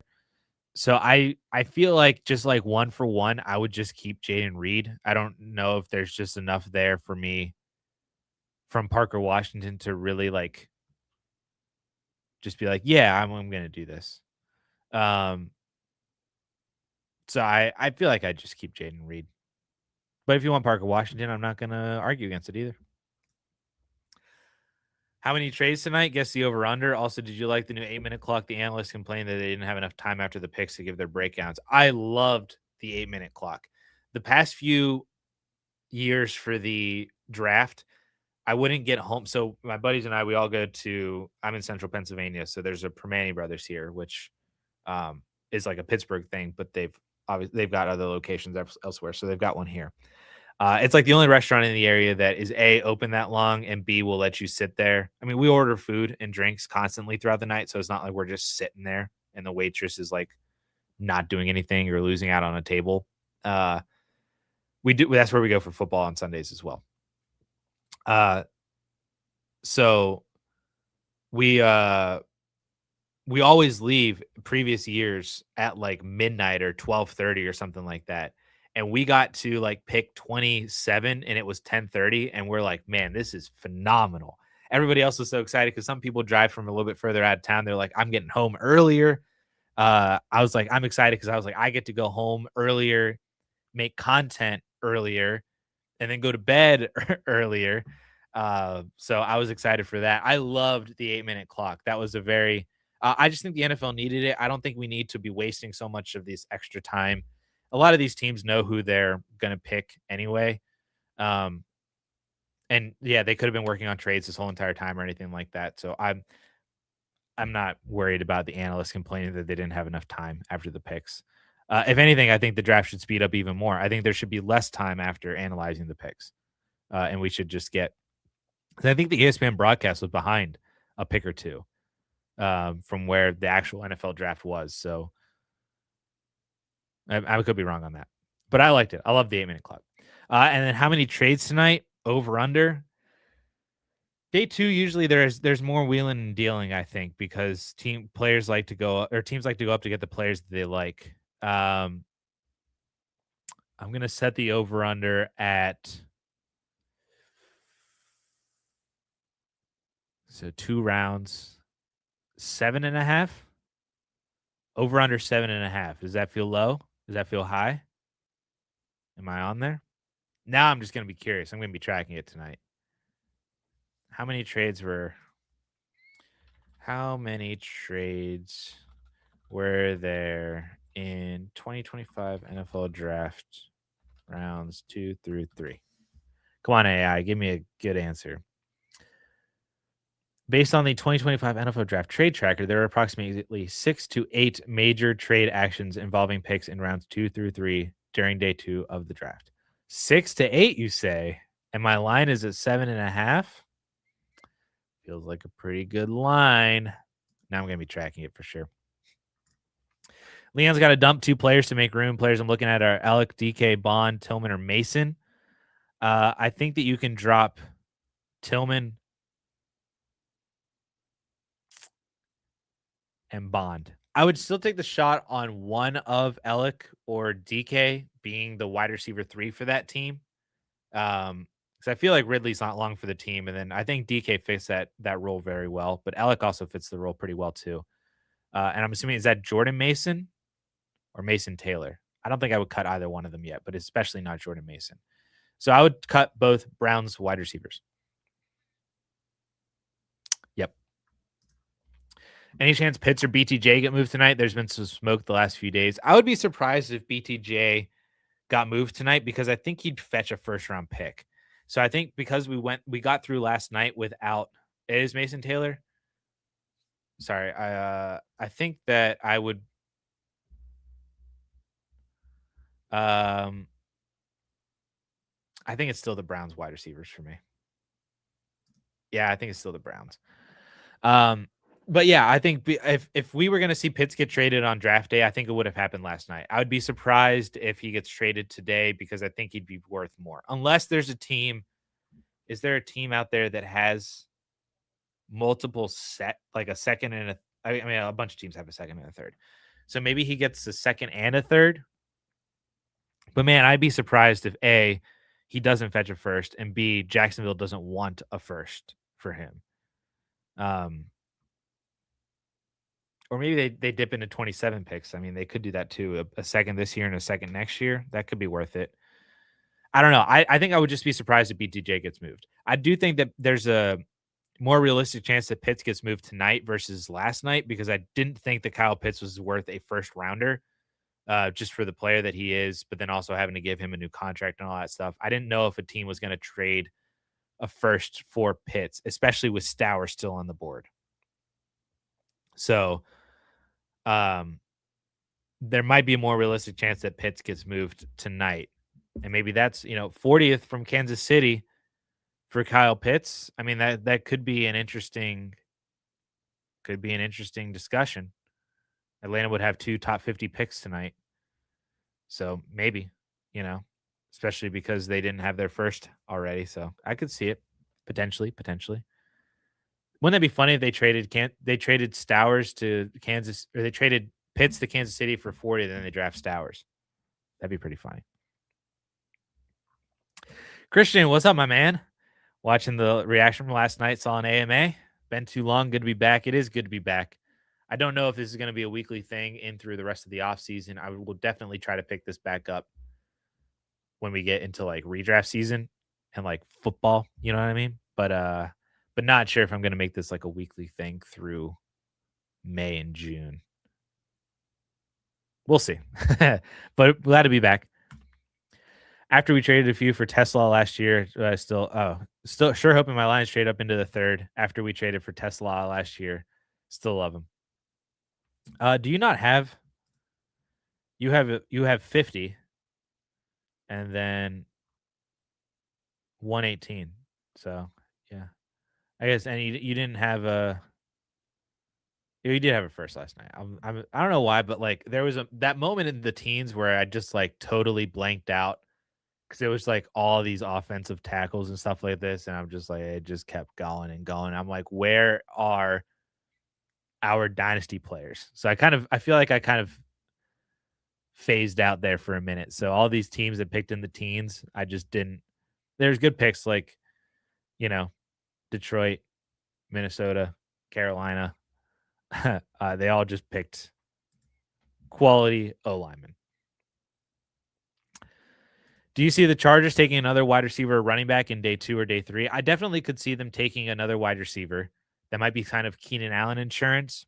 I mean, they've got Trey Harris as well, so it'd be Ladd, Trey, and huge if they didn't. But I mean, I could see it just as like a depth piece. You have so many different players or so many different picks that like even if you just took a shot on a guy that you liked at running back or wide receiver, I could see it. But I don't think it really necessarily happens tonight.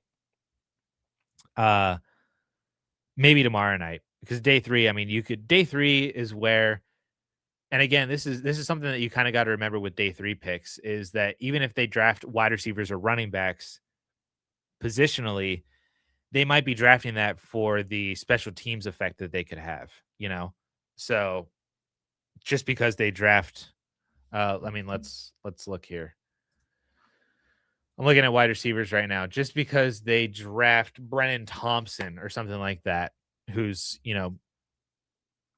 super fast, like that doesn't necessarily mean that he's going to have an offensive impact. It might just be a special teams thing. Same thing happens with running backs all the time as well. Like Des Reed. If Desmond Reed was drafted to do a team, that might just be more of a special teams kind of a thing than anything. So, yeah, and project picks may not even make the 53. Yeah, you're right, Christian. So, just even if they take a running back or wide receiver, I wouldn't say that is. I don't know if that happens tonight. I'd be surprised if it happens tonight. And I think it would be depth pieces tomorrow night. Who are some players that you would package with Rome to get Omari and Hampton? Have the 107 in a 10 team, half PPR. Who are some players that you have on your team? I mean, I could list a bunch of players, but if you don't have them on your team, then it wouldn't matter. That might be the easier way to go about this. So would I trade? I would trade Rome in the 107 for Hampton. I'm fine with that. So if you have any other players that are like in-ish that 107 range that you could trade, I'm good. I'm good with that too. If you get him for cheaper, that's even better. But yeah, I think Rome in the 107 is like a good. That's a very good offer for Amari and Hampton, and I would take Amari and Hampton on that. See you in the Discord, Eli. Pleasure to have you on here. I'm going to be bouncing out here. We've been live for 90 minutes as well. I've got some other work to do. Then get ready for tonight. So I won't be too far behind you. Christian's got the 108 in Superflex. I want to trade up to get Tyson, but doesn't feel likely that teams will want to trade back, but I'm going to try. I think if you can get just into the top 5, I think you're securing yourself a really good wide receiver. And maybe your team has some, they love Carnell Tate because he was the first receiver off the board. Maybe somebody drafts Lemon. Maybe you only need to go up to 104 and then you still get Tyson because of Mendoza going top 3. But I think as long as you go into the top 5, I think you're getting a very quality wide receiver. And that's going to be better than what you get at the 108 for sure. Oh, you do have Olave as well. Best player available. You could do that. I would still rather have Jordan trade up from 108 to get Jordan Tyson than draft whoever's there at the 108. Would you trade Neighbors for the 103 and an early 27 first?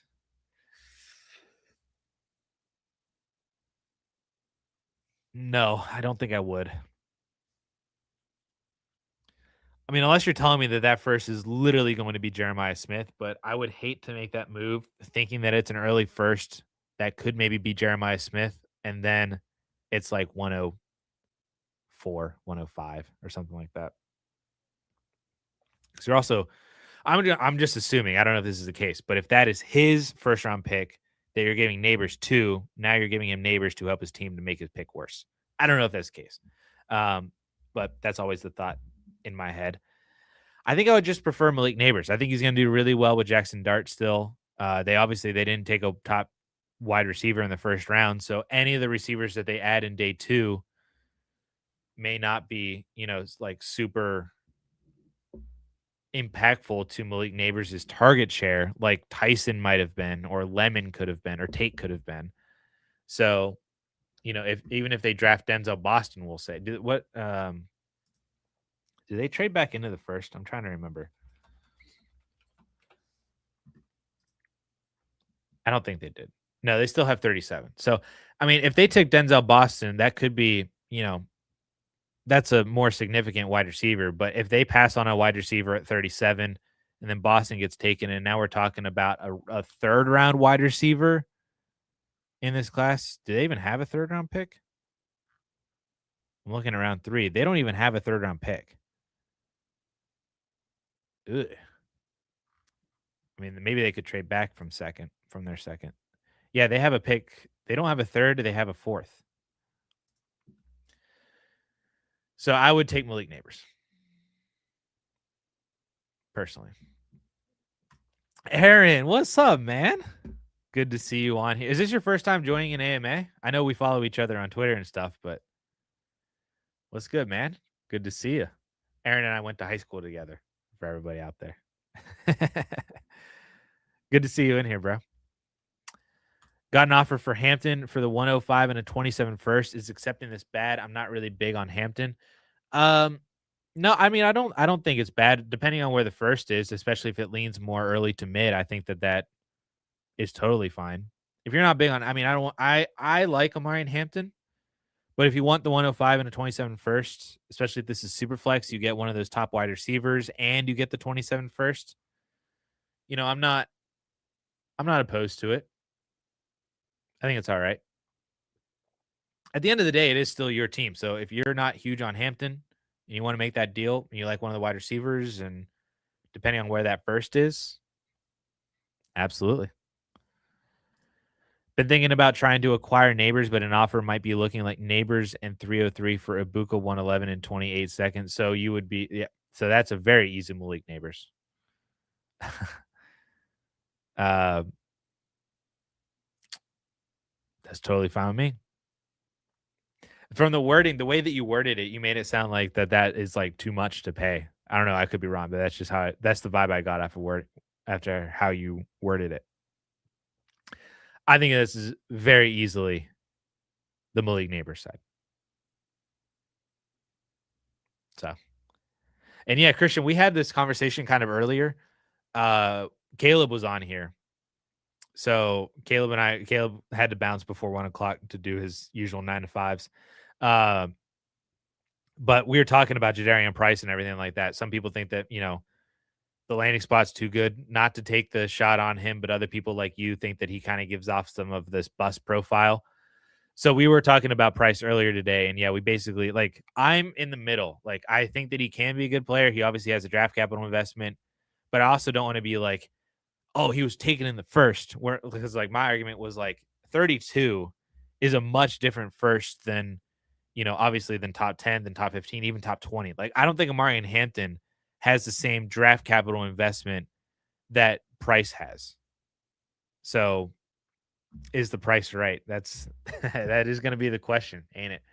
So I don't want to like overemphasize he was a first round pick. It is significant that they decided to pull the trigger at 32, but I also just don't want to like vault him up just because of the landing spot, just because he was drafted at 32 overall, So, but he is my 106. I'm comfortable taking him there at 106, and and that's pretty much it. But like, I wouldn't take him over any of the receivers or Mendoza. But I also don't think there's anybody that can really knock him down from the 106 either. I'm just cool with it. If you swing and you miss, you swing and you miss. But there's also the possibility that you hit. Aaron's first time in the AMA. Nice. Dowdle in the 26 107. Or Gadsden in the 112. Tight end premium. My only other viable tight end is Juwan Johnson. I have Bijan and Brees, wanted Sadiq, but New York scares me. New York scares the crap out of me too. I would rather have Gadsden and the 112. Extra bonus points if that 112 ends up being Eli Stowers, then you get 2 tight ends for the price of 1. But also like that 107 could still be KC or Cooper, maybe. But like I would rather have Gadsden than Sadiq. So if you're going to take Sadiq at the 107, I would rather have Gadsden than Sadiq. Then I would obviously rather have 112 than Rico Dowdle. So you get your tight end anyway. You still get a first round pick for a shot on somebody that's probably going to get drafted tonight. Or maybe, Casey or Cooper falls to you if nobody likes the landing spot and the tight ends get vaulted up. Or you take the shot on Ty Simpson. But you still get your tight end. You still get your first round pick. So I would take Gadsden in the 112 for sure. Hoping for some fun landing spots tonight, especially Coleman and Washington. I've been saying Washington or that Coleman needs to go to Minnesota. I don't know where the landing spot is for Mike Washington in round 2. If Washington went to Washington, that would have to be in round 3 unless they traded up into the second round. They don't have their second round pick because they traded to Houston so Houston has 38.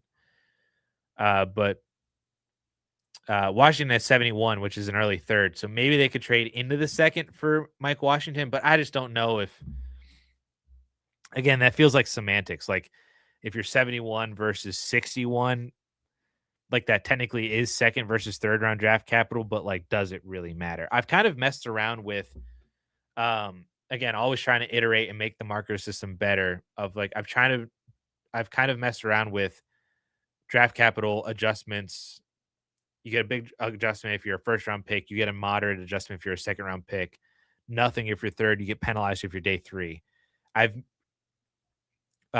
slowly, I shouldn't say slowly, but like I've like low key like messed around with changing that to more of an overall threshold to top 50, or something like that, rather than just the hard like round 2, round 3.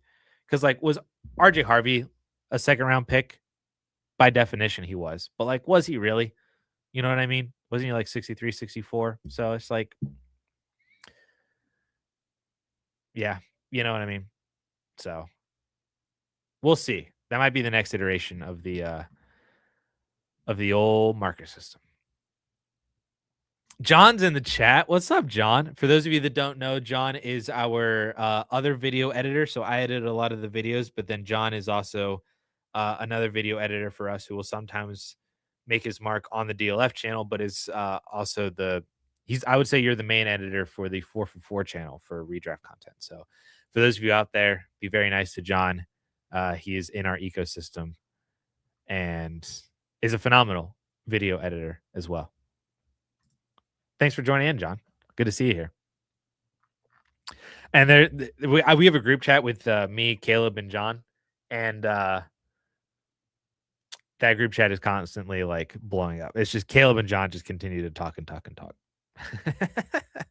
I need to be better about texting in there, John. But I'm in the lab. I got my headphones on, grinding out content, filming the videos. I'd just be working, you know what I mean?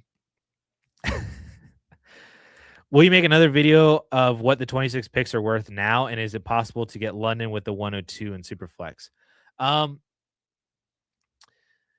It wasn't on my content calendar to make another video about like how to buy or sell 26s, but maybe. Anyway, as for could you get London with the 102?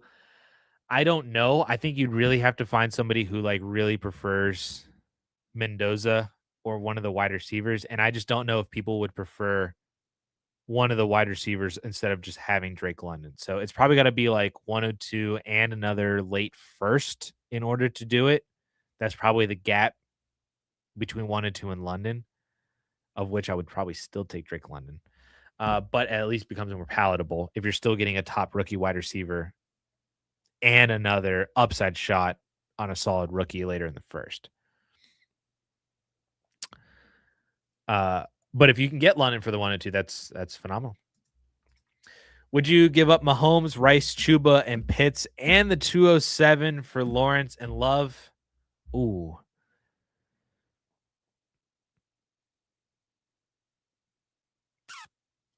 Oh, man. Lowers my depth a lot, but makes my starting lineup better.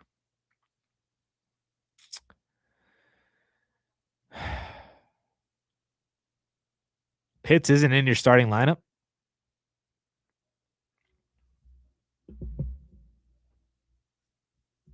Man, I'm really racking my brain on this one. Would I do this deal? Mahomes and Lawrence feel similar to me, so that kind of is a wash. Would I then trade Rice, Chuba, Pitts in the 207 for Jeremiah Love? Oh my gosh. Oh, you have Bowers. Okay, well, that's so Pitts is not a starter. Ah. Can you get something added or knock the 207 off?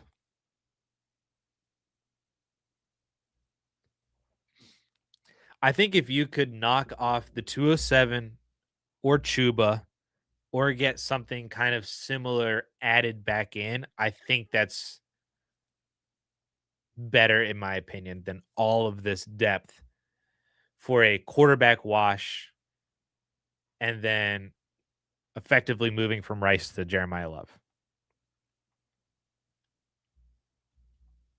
So I think as is, no, but yeah, get something added that would work better. I think that's where we're at. Or like I said, you could drop one of Chuba, Pitts, or the 207.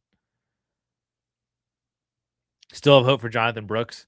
He can get there for sure. I really like Chuba for this year because I'm not sure what Brooks is going to look like off of both ACLs.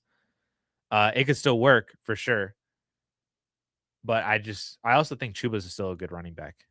The only reason that he lost his job to Rico last year is because he got hurt, and then Rico was just really good.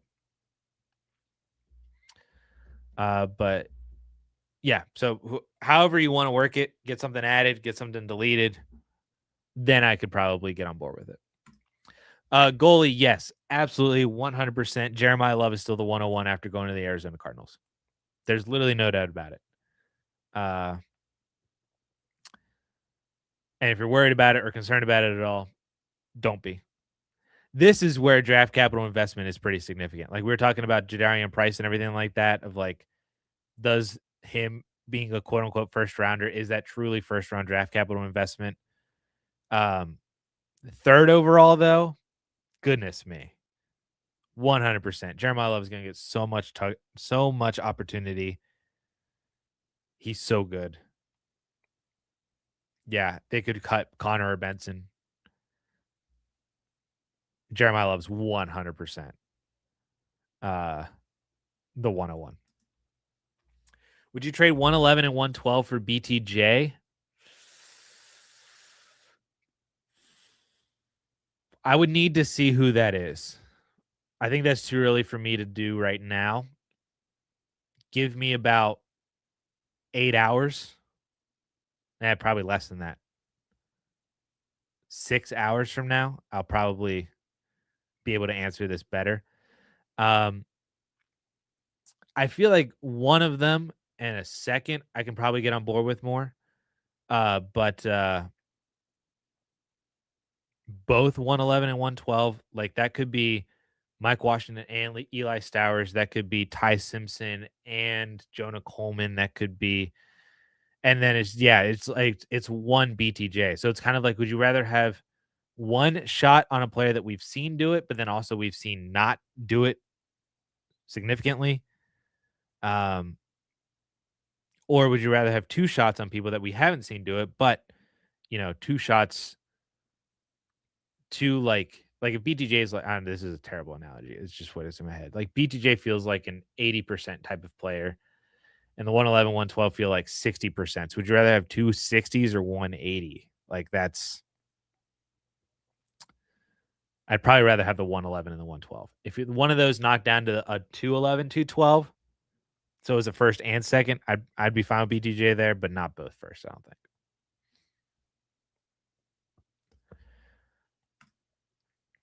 Great draft capital investment more than landing spot. 1000%. Yeah, Christian. Here, goalie, I can get, so this was in my video this morning. I dropped it at like 3 a.m., but it's the most recent video on the channel. I can pull up the script actually for you for Jeremiah Love. This is literally what I said verbatim. The hit rate for top 10 drafted running backs is incredible, with the last 7 being Genty, Bijan, Saquon, CMC, Fournette, Zeke, and Todd Gurley. We crap on Trent Richardson. He had 1,300 yards and 12 touchdowns as a rookie still. Darren McFadden, Adrian Peterson. The only bust since 2007 is CJ Spiller, and even then, he had 1,700 yards and 8 touchdowns in year 3. The draft capital means that he has to be a hit for them to even justify the pick. We're also under a new regime under Mike LaFleur, who, as an offensive coordinator for the Jets, turned day 3 rookie Michael Carter into a near 1,000-yard player.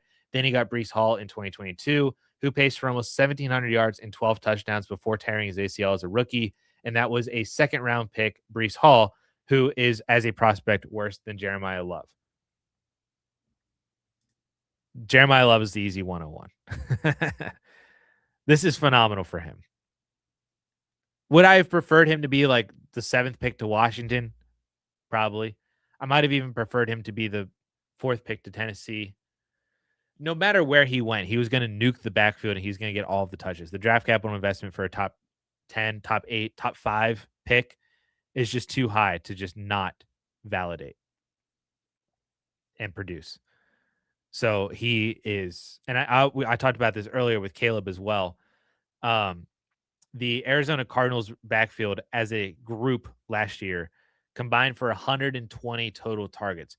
Michael Carter and Zonovan Knight themselves combined for 75 targets with Jacoby Brissett. So if he has the opportunity to get a lot of dump off passes, plus having 60 to 70% of the touch of the rush attempt share, like he's an easy 300 touchback immediately, with potentially 50 to 60 of those being receptions. It's incredible. Maybe the touchdowns aren't there. It might be a little bit slower. Bijan wasn't like Bijan as a rookie. I think he was like the RB9 that year, splitting with Tyler Algier more so than we wanted to. Gibbs wasn't phenomenal in year 1 to where he is like right now. A lot of rookies, like their rookie season isn't necessarily their best. You don't always get Saquon. You don't always get Zeke. Like CMC's rookie year was awful compared to 2018, then compared to 2019. So it's just, I think we're doing the same thing with Ashton Genty right now too. Like Genty's rookie year, he was the RB11. which was good on paper, but like from a fantasy game log standpoint, it was horrible more often than not. But obviously, we're expecting better things for Gentine this year. We're probably going to expect better things for him in 2027. It's just because his rookie year may not be his nuts year. You know what I'm saying? Like, doesn't mean it's going to be bad. Doesn't mean that he's a bad investment either. I'm really coming around to investing in running backs in Dynasty, by the way. I mean, Jeremiah Love makes it really easy to invest in him, but yeah, and Christian, if this is even possible, because like once you have that basis, like I don't know if Genti's actually like lost value. You know, he's the RB3 on Keep Trade Cut, right ahead of Jeremiah Love. So if you look at a positional rank all time, like he has not lost value at all. He dipped to RB5 in season, but again, there's just so much. There's a lot of value insulation with a running back like Jeremiah Love as well. Or yeah, maybe like if you can actually buy them, maybe. But I just think it's hard to. There's a lot of value insulation with top 10 quarterbacks, top 20 to 25 wide receivers, top 15 wide receivers especially. So Tyson and Tate have a lot of value insulation. Even Lemon has a lot of value insulation. And there's a lot of value insulation with top 10 drafted running backs. So you really can't go wrong. And Jeremiah Love is the best prospect in this entire class from a dynasty standpoint. You take him at the 101. Easy.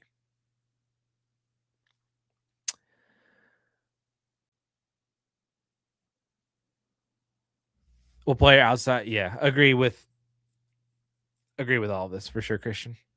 What player outside of Love and Tyson do you want to trade up for the most? Well, then it would be Mekhi Lemon at the 103.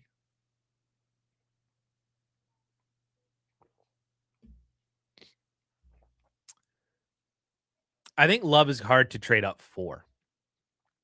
Tyson will be easier to trade up for because not enough. He's not the consensus wide receiver 1/102. So he'll be easier to trade up for. And then the consolation prize of not getting Tyson is still a really good wide receiver in Mekhi Lemon and a good wide receiver in Carnell Tate still, or Mendoza. So like, I think the target for me is just getting inside that top 5 for Superflex, top 4 for one quarterback leagues. That would be it, pretty much. I'm still not like the biggest Carnell Tate fan, but like I get it. You know what I mean? I would much rather have the shot on Carnell Tate than Casey or Cooper or Sadiq. So that top group is the order is going to be very different league to league, but the whoever you get, I think you're getting a very safe, high value and production upside player, minimal risk, and will be much easier to acquire than the 101. So how can you get into that tier? And yeah, P to the R. Unfair to Spiller. He went to the Bills. The one dude in my comment section, because I mentioned JP Lossman in the video last night, then talked about CJ Spiller. He was like, man, he's like, I really forgot how bad the Bills organization was prior to getting Josh Allen. It's funny. Do you think Ty Simpson's future outlook is higher than Tyler Shuck's or Cam Ward's? I don't want to miss out on another Dart or Shuck. I don't think so. Simpson analytically as a prospect, I said in the video last night, is like tied for is the worst. I forget which one it was. He was either the worst or the second worst first round quarterback prospect in my entire database. A lot of that's just based on the fact that he was a 1-year player who even didn't really make it through the entire year without getting injured either. So like we just don't really know. His advanced markers weren't like phenomenal either. I think he did hit on 6, but because he doesn't have the experience as a collegiate starter, it's a harder and rougher translation. Now going to the Rams, assuming that Sean McVay's still there, sitting behind Matthew Stafford, throwing to Puka Nacua whenever he gets the opportunity, like that's going to be the best opportunity to maximize who he is. But I I really do believe in Tyler Shuck. I think Tyler Shuck is obviously he did what he did last year. He's got Kellen Moore.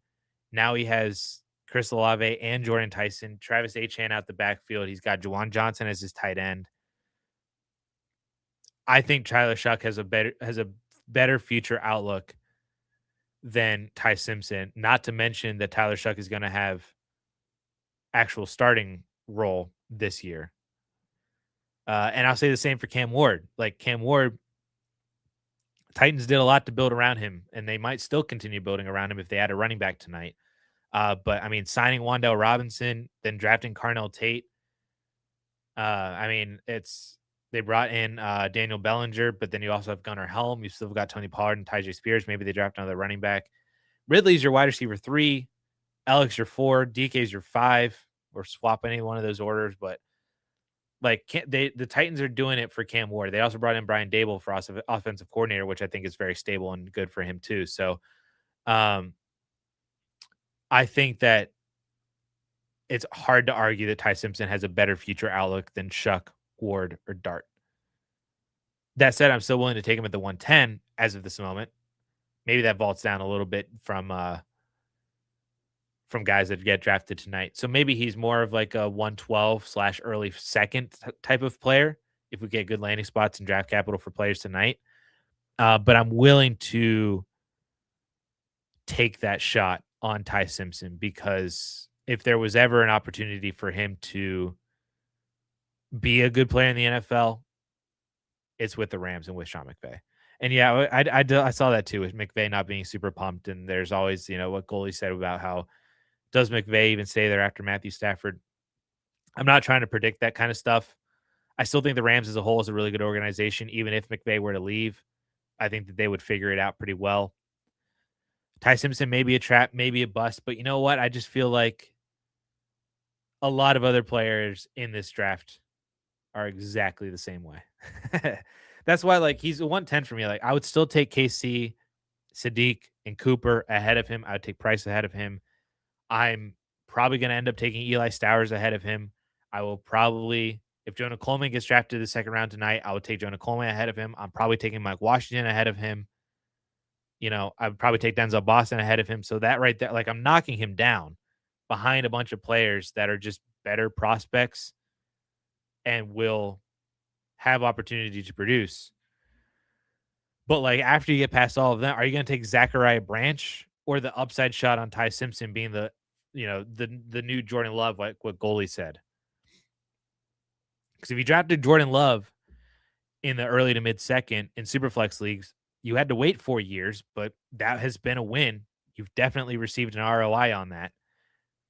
And you didn't really lose all that much value either. Like it wasn't to say that even if you drafted Jordan Love in the early to mid second in Superflex, that 2 years into it, you probably still could have gotten a second round pick for Jordan Love and just like recouped the same value that you paid. Or you would have held on for another year, got a starter, and you would have gotten a top 15 dynasty quarterback who actually was a top 5 fantasy quarterback in year 1. Not saying that that's going to be what Ty Simpson did, or does in a couple years, but I mean, it's just harder. It is easier as well. Like I agree with this. Like if you are a contender, it's easy to do that. But if we're talking about him falling into the early second, I think that's also a really easy pick to make too, because if you're more of a rebuilder, your team's not as good. Take the guy who's not going to lose a lot of value and could gain a lot of value if things go the right way. If Matthew Stafford, this back injury were to nag him even more into this year and it knocks him out for 7 games, and Ty Simpson steps in a Sean McVay offense, throwing to Puka and Devontae Adams this year, it's a non-zero chance that happens. That would, and he actually produces, there's your upside right there for Ty Simpson. And I think even if he doesn't produce or do all that well, getting thrown into that role, we would still make excuses for him to where, like, again, you're not really losing value on Ty Simpson. I just think that he's so safe. I earlier in the video in this AMA, I called him like a high yield savings account because like I think You throw the cash in there and you just let it sit and you just see what happens. Maybe you get a 2, 3, 4% return. Maybe nothing really ultimately happens and you just take the money out anyway at some point. Or maybe it does hit. I don't know. But he just feels really safe. And I think that safety can sometimes often be overlooked uh, in favor of swinging for the fence upside. And I think that's a fine pick whether you're a contender in the late first. And I think that's a fine pick whether you're a rebuilder with a bad team in the early second as well. So there's my Ty Simpson argument.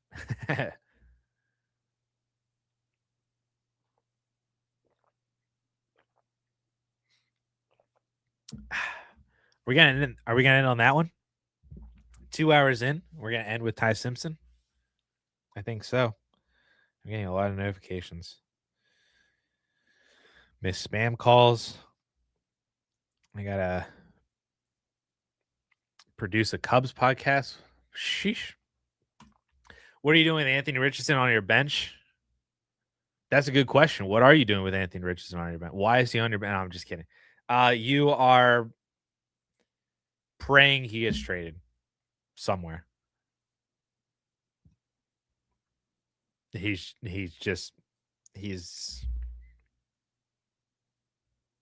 yeah. Sorry. Sorry. What do you think of Chris Bell? I think he's okay. I see the upside. I see the downside. He's in that cluster of wide receivers that could all fight for wide receiver 7 after Denzel Boston. I just think that he is. You know what I mean? Analytically in the marker system, he is the wide receiver 1, 2, 3, 4, 5, 6. He is the 7 with the projected draft capital of I gotta with the projected draft capital of round 2, but he's got a 57 grade. Doesn't hit on a lot of stuff analytically. Maybe some of the injury is to account for that. The injury is why we don't have any combine numbers. He gets some comps of Claypool, Michael Pittman, and Cedric Tillman, so that's a range.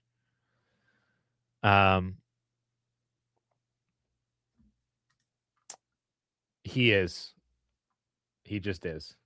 I don't really have like a major opinion on him. He's in the sub 2.25 yards per route run versus zone category. That's really bad. Or historically has been bad since 2019, as far back as my data goes for that. So there is that. That's a negative. That also hits KC. That also hits Boston and Jeremy Bernard and Zachariah Branch. So doesn't hit the Indiana kids. But yeah, I think Chris Bell is probably going to get drafted tonight in the second round, and he will just be a player that people draft in the early second. It's probably where I'm going to end up breaking him, but he just kind of is. Don't really have too much of an opinion. All right, that's where I'm going to wrap things up. 2 hours for this AMA. I said to myself earlier, I was like, I wonder if I can cut this early at like an hour or 90 minutes or so or something like that and make you guys give me super chat money. No, but I always enjoy going 2 hours with y'all and appreciate all the support, all of the questions, the continual engagement, all of that kind of stuff. Thank you guys so much. I am planning to have another kind of round 2 reactions video after tonight that'll drop early tomorrow morning as well. Mock draft video tomorrow night, final rankings video Sunday, late round sleepers Monday, and we'll kind of just keep churning through it, So you guys are already subscribed and do all the YouTube things as well. But I appreciate all of that, all of the support, all of the engagement. Themarkersystem.com, that is the URL for my marker system visual. That link should be in the description as well. So you guys can check that out. Like I mentioned, all of the players that were drafted last night, their numbers are fully updated and finalized. Any other player that you see that hasn't been drafted yet should have a PROJ, projected final grade in there. Those could change based on draft capital tonight, whether they're round 2 or round 3. or they don't get drafted at all tonight. But you can kind of see where some of these people are analytically in my marker system. That is themarkersystem.com. And that's going to feed a lot of the content and my opinions on players um, over the weekend and then through the remainder of rookie season. So, yeah, that's all the plugs. Appreciate everybody. I'm terrible at outros, so I'm just going to end the stream. Thank you guys so much for joining in, and we will see you guys in the next video. Catch you guys later. Have a good Friday. Enjoy tonight, and have a good weekend. Peace.